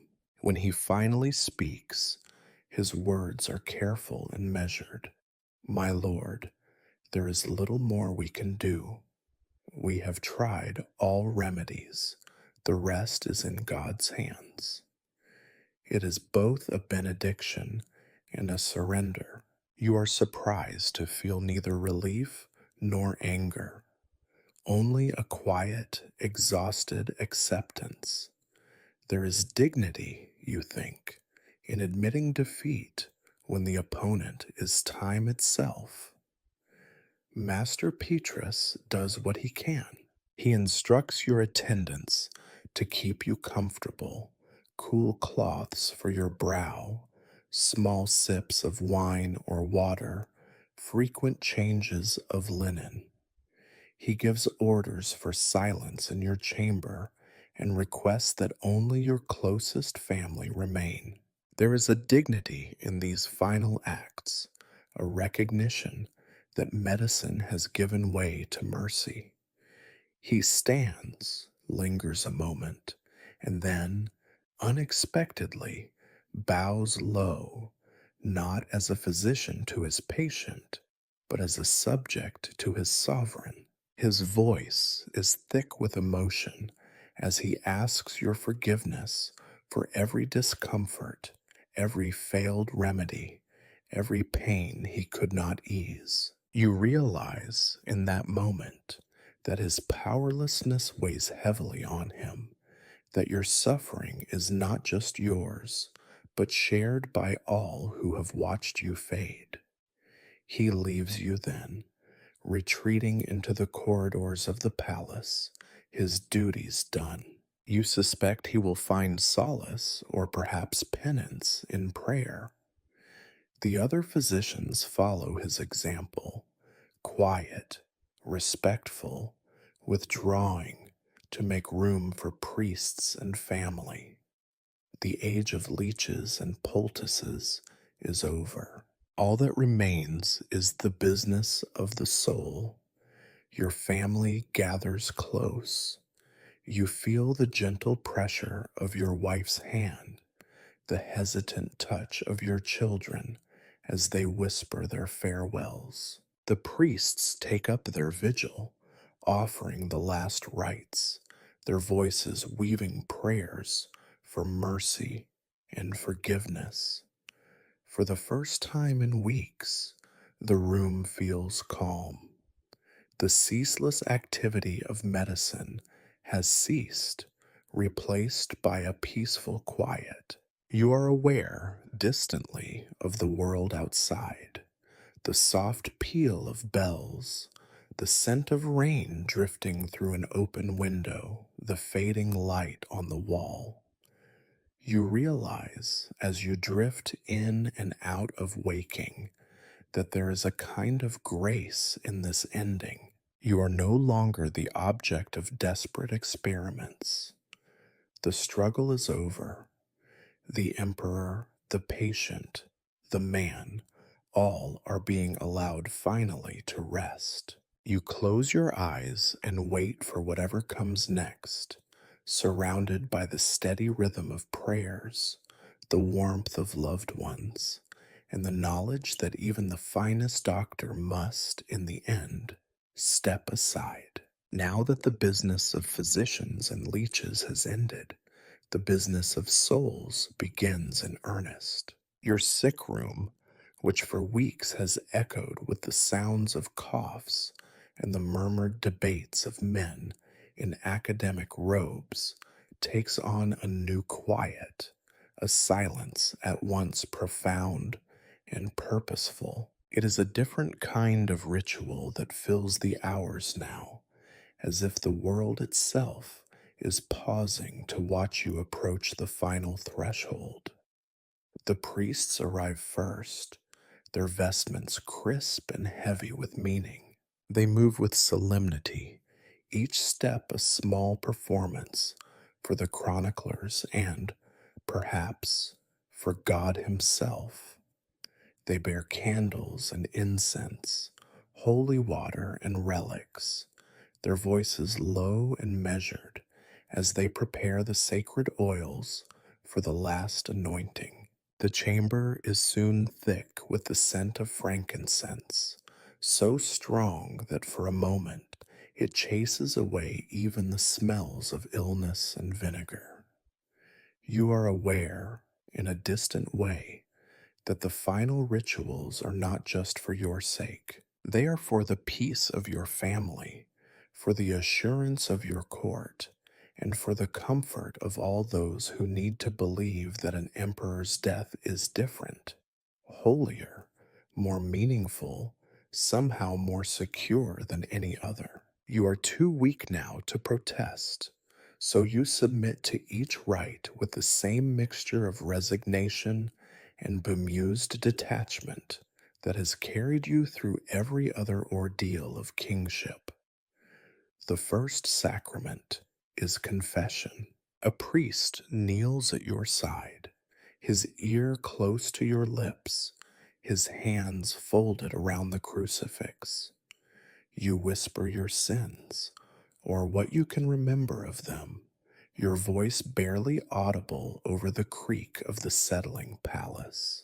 The priest listens with infinite patience, offers gentle prompts for the customary confessions of pride, anger, neglect. In truth, your sins are both too many and too ordinary to enumerate. You ask forgiveness in the only way left, simply, honestly, without the pretense of royalty. Next comes the Eucharist, the host pressed gently to your tongue, the taste of stale bread and a faint tang of wine. The priest murmurs the ancient words of comfort and hope, words you have heard at 100 altars, now delivered for the last time. You are aware of your family gathered around you, heads bowed, hands clasped tightly, as if to hold you in place a little longer. The priests move on to the anointing of the sick. Holy oil, warmed by candlelight, is brushed across your brow, your chest, your hands. The sensation is faint, almost illusory, but the symbolism is clear. Healing for the soul, strength for the journey ahead. Prayers are whispered in Latin, and somewhere behind you, a bell is rung, softly, respectfully, as if calling not just your spirit, but the memory of every king who has walked this path before. The rituals continue, a gentle cascade of sound and motion, the sprinkling of holy water, the signing of the cross, the chanting of psalms. Relics are brought and pressed to your skin, a splinter of the true cross, a saint's knuckle bone, a faded strip of cloth said to have healed a king 3 centuries gone. You no longer have the energy to doubt. If these ancient tokens bring comfort to those you love, let them perform their magic one last time. Your family takes their turn at your side. Your wife, eyes swollen from too many nights without sleep, kisses your hand and whispers a prayer in her mother tongue. Your sons and daughters offer words of gratitude and farewell, sometimes managing a smile, sometimes weeping openly. Their grief is a heavy thing, yet it is less frightening than the silence that would follow if they were not here. Outside your chamber, the palace is subdued. Courtiers tiptoe through the halls. Servants whisper. The great bell in the chapel tolls at intervals to remind the city that the emperor is close to his end. News of your decline spreads beyond the palace walls. Messengers dispatched to churches, monasteries, embassies. Candles are lit, masses begun. You are both present and already a memory, your passing becoming a ritual for the entire realm. As evening deepens, the light in your room grows softer, filtered through drapes and incense smoke. The rituals slow, the prayers become a background hum. Someone reads aloud from the Gospels, their voice lulling you toward a final sleep. The last rites are completed, and for the first time, there is nothing more to do. You sense, with relief, that the burden of kingship is at last slipping away. The world, so insistent on ritual and remembrance, can do nothing but wait. You are not afraid, not of the dark, not of the silence, not of the long journey to come. You are simply tired and grateful for the careful, loving way in which your life is being folded up like a royal robe at the end of a long day. Outside, the city holds its breath. Within, your family prays and weeps. Around your bed, the priests keep watch, and you, Charles the Fourth, feel yourself drifting, not with dread, but with the calm of one who has played every role, endured every ritual, and now, at last, is allowed to rest. It is said that the end, when it comes, is quieter than one imagines. There are no grand pronouncements, no final bursts of wisdom to echo through the centuries. Instead, you find that the last hours of a king are composed of small things, soft voices, fading light, the quiet rhythm of a weakening heart. The rituals have ceased, the final prayers have been spoken. Now there is only waiting. The world outside your chamber seems impossibly distant, as if it belongs to another life entirely. You sense, rather than see, the slow shifting of shadows across the walls, the faint play of candlelight on stone. Somewhere, a servant stirs the embers in the fireplace, the sound gentle and unhurried. Your body feels at once impossibly heavy and strangely insubstantial. Each breath is an effort, shallow and ragged, but even this struggle grows less urgent. The fever, that constant tormentor, has finally lost its grip, replaced by a deep, encompassing weariness. Pain fades to numbness, then to nothing at all. Around your bed, your family keeps vigil. Your wife's hand is warm in yours. Her thumb traces idle circles on your skin, a wordless reassurance that you are not alone. Your sons and daughters, some kneeling in prayer, others simply watching, try to hide their fear, their sorrow. You see them all, clearly and kindly, as if the haze of illness has at last burned away. You wish you could tell them that you are grateful, that their presence has been a greater comfort than all the relics and rituals combined. Occasionally, a priest leans close, murmuring a prayer for your soul's safe passage. His voice is gentle, no longer insistent or urgent. He seems less like an official of the church and more like a fellow traveler, offering you company for the road ahead. You feel a touch of peace, rare and unexpected, as the cadence of the ancient words settles over you. Your mind wanders through the long corridors of memory. You recall your coronation, a blur of gold and light, the weight of the crown, the roar of the crowd. You remember your father's voice, stern and proud. You see, in flashes, the faces of friends and foes alike, each leaving a mark on the tapestry of your reign.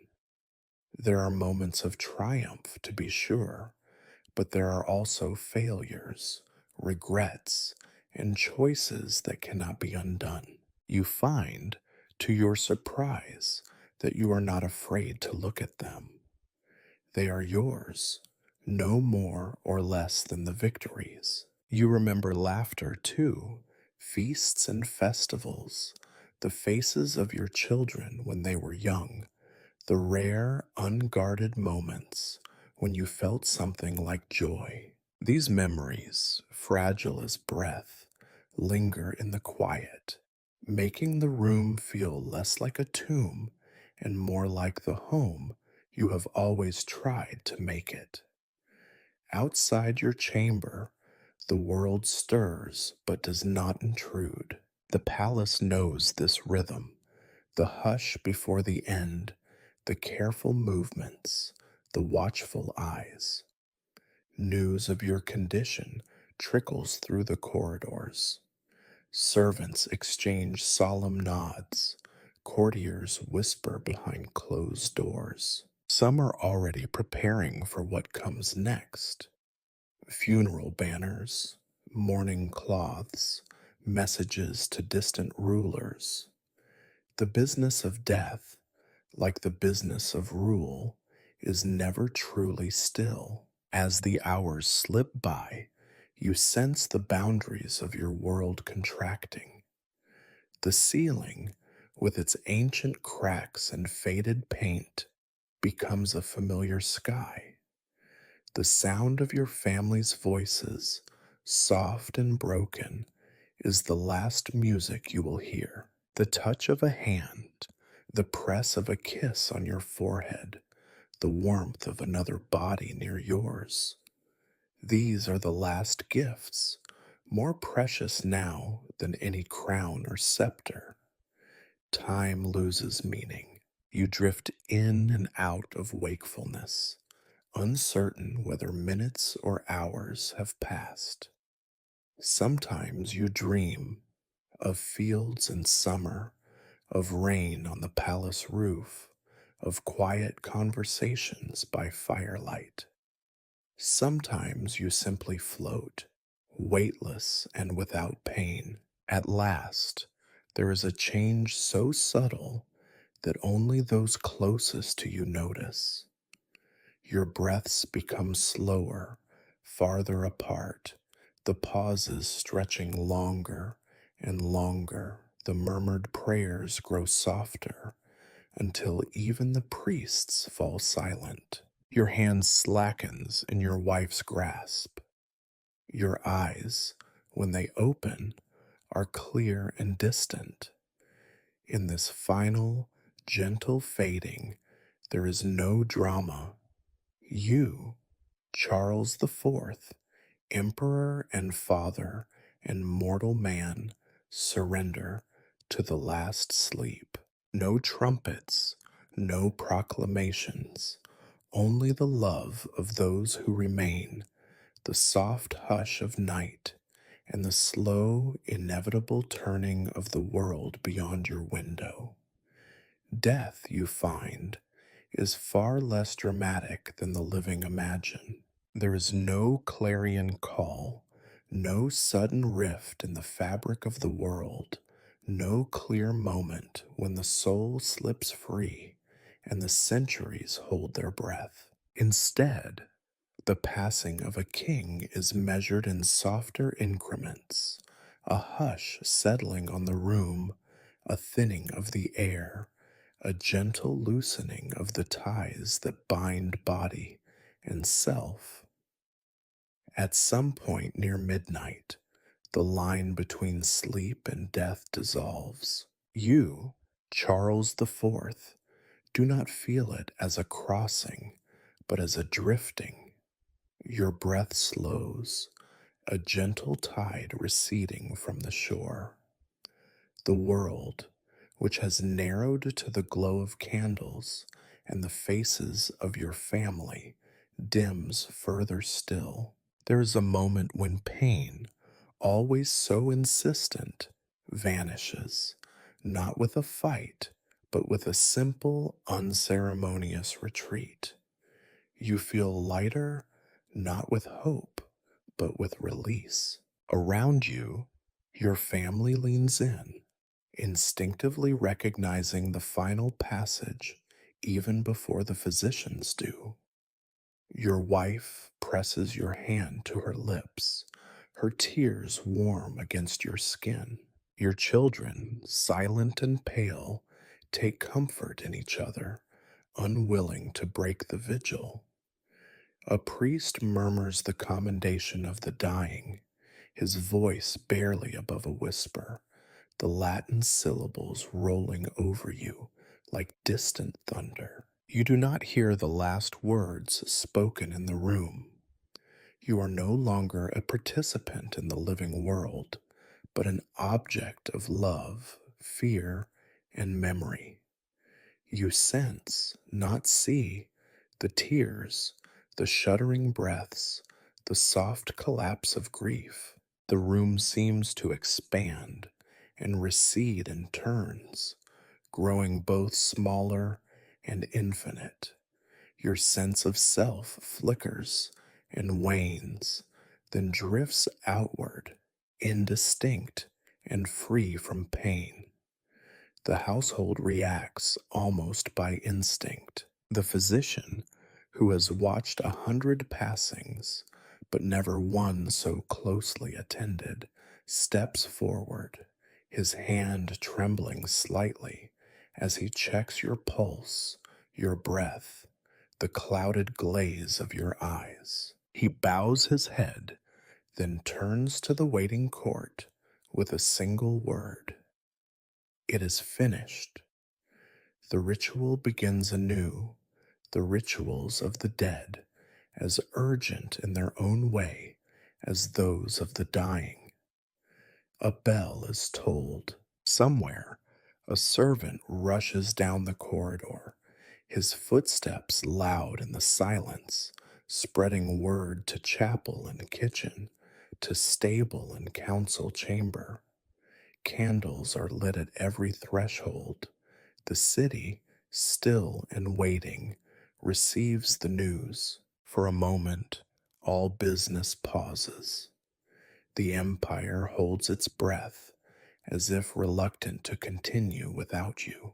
The priests return, chanting the prayers for the dead, psalms and litanies that echo against stone, promising mercy, pleading for your soul's swift passage. Your body is washed, gently and with care, by hands that have known you in health and in pain.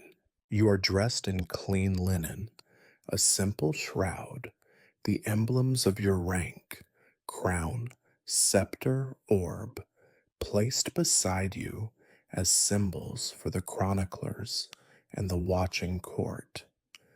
Outside, the world resumes its turning. Horses stamp in their stalls. Cooks begin preparations for the somber feasts of morning. Scribes dip their quills in ink to begin the official notices. Charles IV, King of Bohemia, Holy Roman Emperor, has passed from this world. The message ripples outward, crossing borders and rivers, to be received in distant courts and whispered in marketplaces. In your chamber, the family lingers. Grief, heavy and wordless, settles on their shoulders. Your children weep openly now, freed from the burden of hope. Your wife's face is a study in exhaustion and loss. Courtiers gather at a respectful distance, each hoping to be remembered for their loyalty, each quietly aware of the new world that will soon demand their attention. For you, there is no more waiting, no more pain, no more duty. Whatever lies beyond, peace, judgment, nothingness, it is not for the living to know. Your story, at least in the realm of flesh and ambition, has ended. The empire moves on as empires must. Outside, the bell tolls again, the sound carrying through the night, signaling to all that the king is dead. In its echo, you are both mourned and forgotten, a chapter closed in the relentless book of history. And so you pass, quietly, without spectacle, surrounded by those who loved you and those who served. The world, ever indifferent, continues. But for a moment, in a candlelit room heavy with grief and memory, time pauses, and the long, unremarkable work of dying becomes, briefly, the only thing that matters. The world does not end when a king dies, no matter how grand the title, how vast the realm, or how heavy the crown. The bells toll, the priests chant, and for a brief space there is a hush, a silence that suggests the possibility of rupture, the illusion that history itself might pause to mark the passing of Charles IV. But in the end, death is a brief interruption, not a cessation. Life resumes its course, indifferent and relentless, and the business of the living resumes before your body has even cooled. In your chamber, the rites of the dead give way to the rituals of succession. The room where you drew your last breath is transformed with startling efficiency. Servants, their faces somber, strip the bed, gather the linens, and wash the stone floor with holy water. The priests continue their low chanting, incense smoke curling toward the ceiling, even as the counselors shuffle in to confer with the new master of the realm. Your family's grief is both private and public. Your wife, now the Dowager Empress, musters the dignity expected of her rank, accepting condolences with practiced poise. Your sons, already eyeing one another with the wary calculation of heirs, begin the careful, silent contest for favor and control. Daughters and daughters in law are led away to private chambers, there to weep and to await their next role in the shifting theater of dynastic politics. Outside your chamber, the palace is a hive of suppressed energy. Messengers hurry down the corridors, carrying news to every corner of the empire. The king is dead. Long live the king. Noblemen, summoned in the dark hours, gather to swear loyalty anew, even as some quietly measure the odds of rebellion or reform. The cooks prepare black bread and bitter wine for the first mourners. The stable hands saddle horses for urgent diplomatic rides. The wheels of state, briefly checked by your passing, now spin all the faster for it. The chroniclers are among the busiest. They sharpen their quills, laying out the first drafts of your life story. They select your best portraits, arrange your titles in the proper order, and quietly omit the more embarrassing details of your decline. They write of your piety, your reforms, your victories, and your sufferings, smoothing out the contradictions into a single, dignified narrative. Your illnesses become afflictions nobly borne, your death a peaceful passage, your reign an era of wisdom. The lines of text are laid down like the stones of your tomb, each word an attempt to preserve meaning in the face of decay. Not all are so reverent. In the kitchens and stables, your name is uttered in hushed gossip. Was he as wise as they say? Did he suffer much? Did he leave the kingdom richer or poorer? The servants remember the mundane, the way you frowned at undercooked bread, the sound of your cough echoing through the halls at night, the orders given in moments of impatience or pain. Your humanity, so carefully veiled in public, becomes folklore among those who carried your dishes and cleaned your floors. Your physicians, for their part, defend their efforts. We did all that could be done, they assure the court, explaining each decision in a flurry of Latin and references to the classics. If you had survived, they would have claimed a miracle.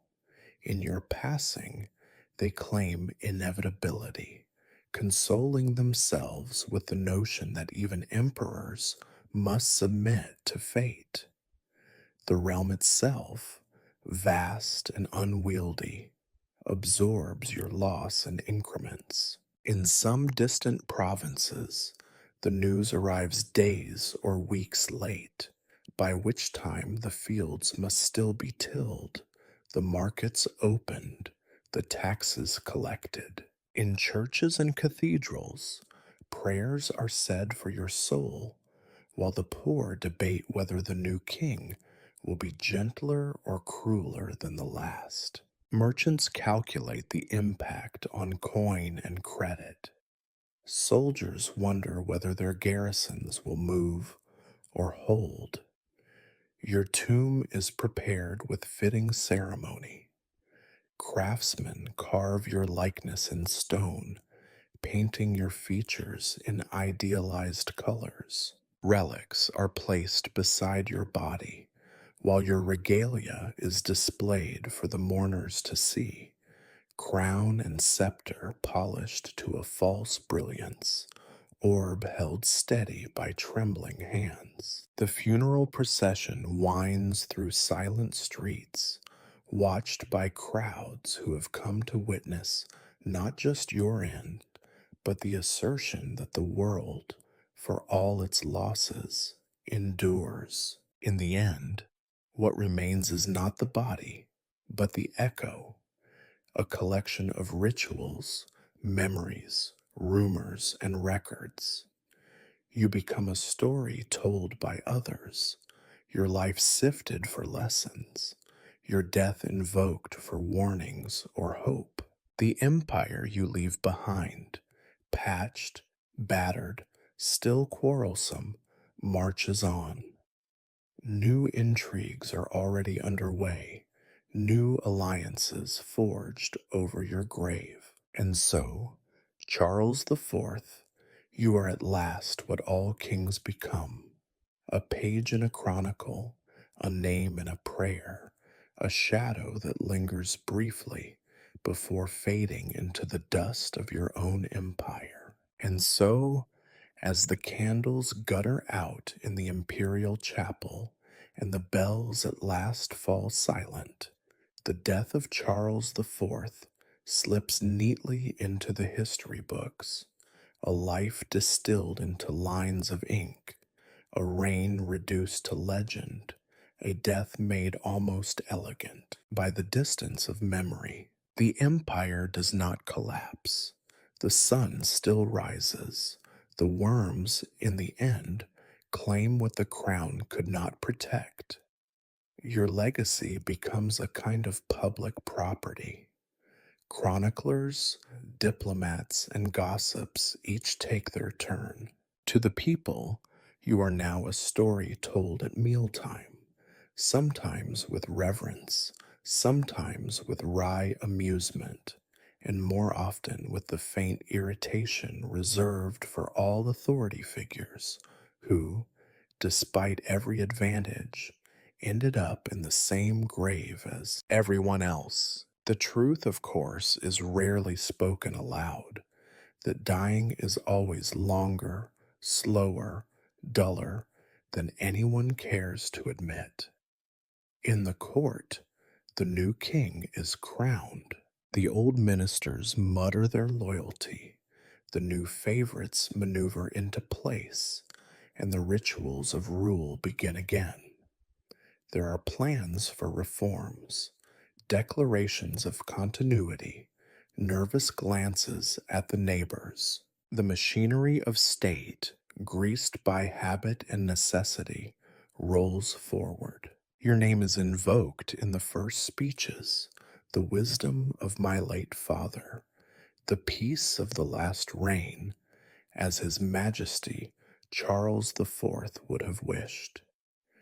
Your memory is thus preserved in platitudes, your image hung slightly askew in the audience chamber, and your true self quietly left behind. Within a year, some will claim to remember your last words, which you did not say, your secret deathbed wishes, which you never made, your vision for the future, which you did not have, at least not in those final fevers. Already the court physicians are writing letters to colleagues explaining your symptoms, each eager to claim authority over your death.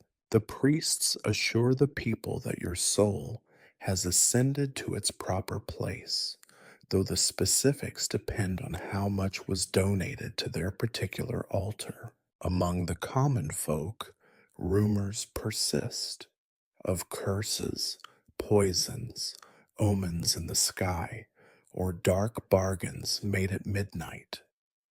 A generation will grow up knowing only that there once was a great king who died slowly, quietly, and above all, completely. Your family grieves, but the days shorten and the feasts return.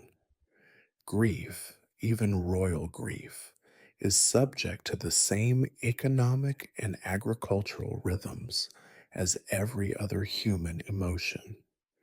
The palace returns to itself. Your chamber is aired, the linens changed, the window shutters opened wide. A distant cousin, or perhaps a favored adviser, takes your rooms, noting only that they are rather drafty.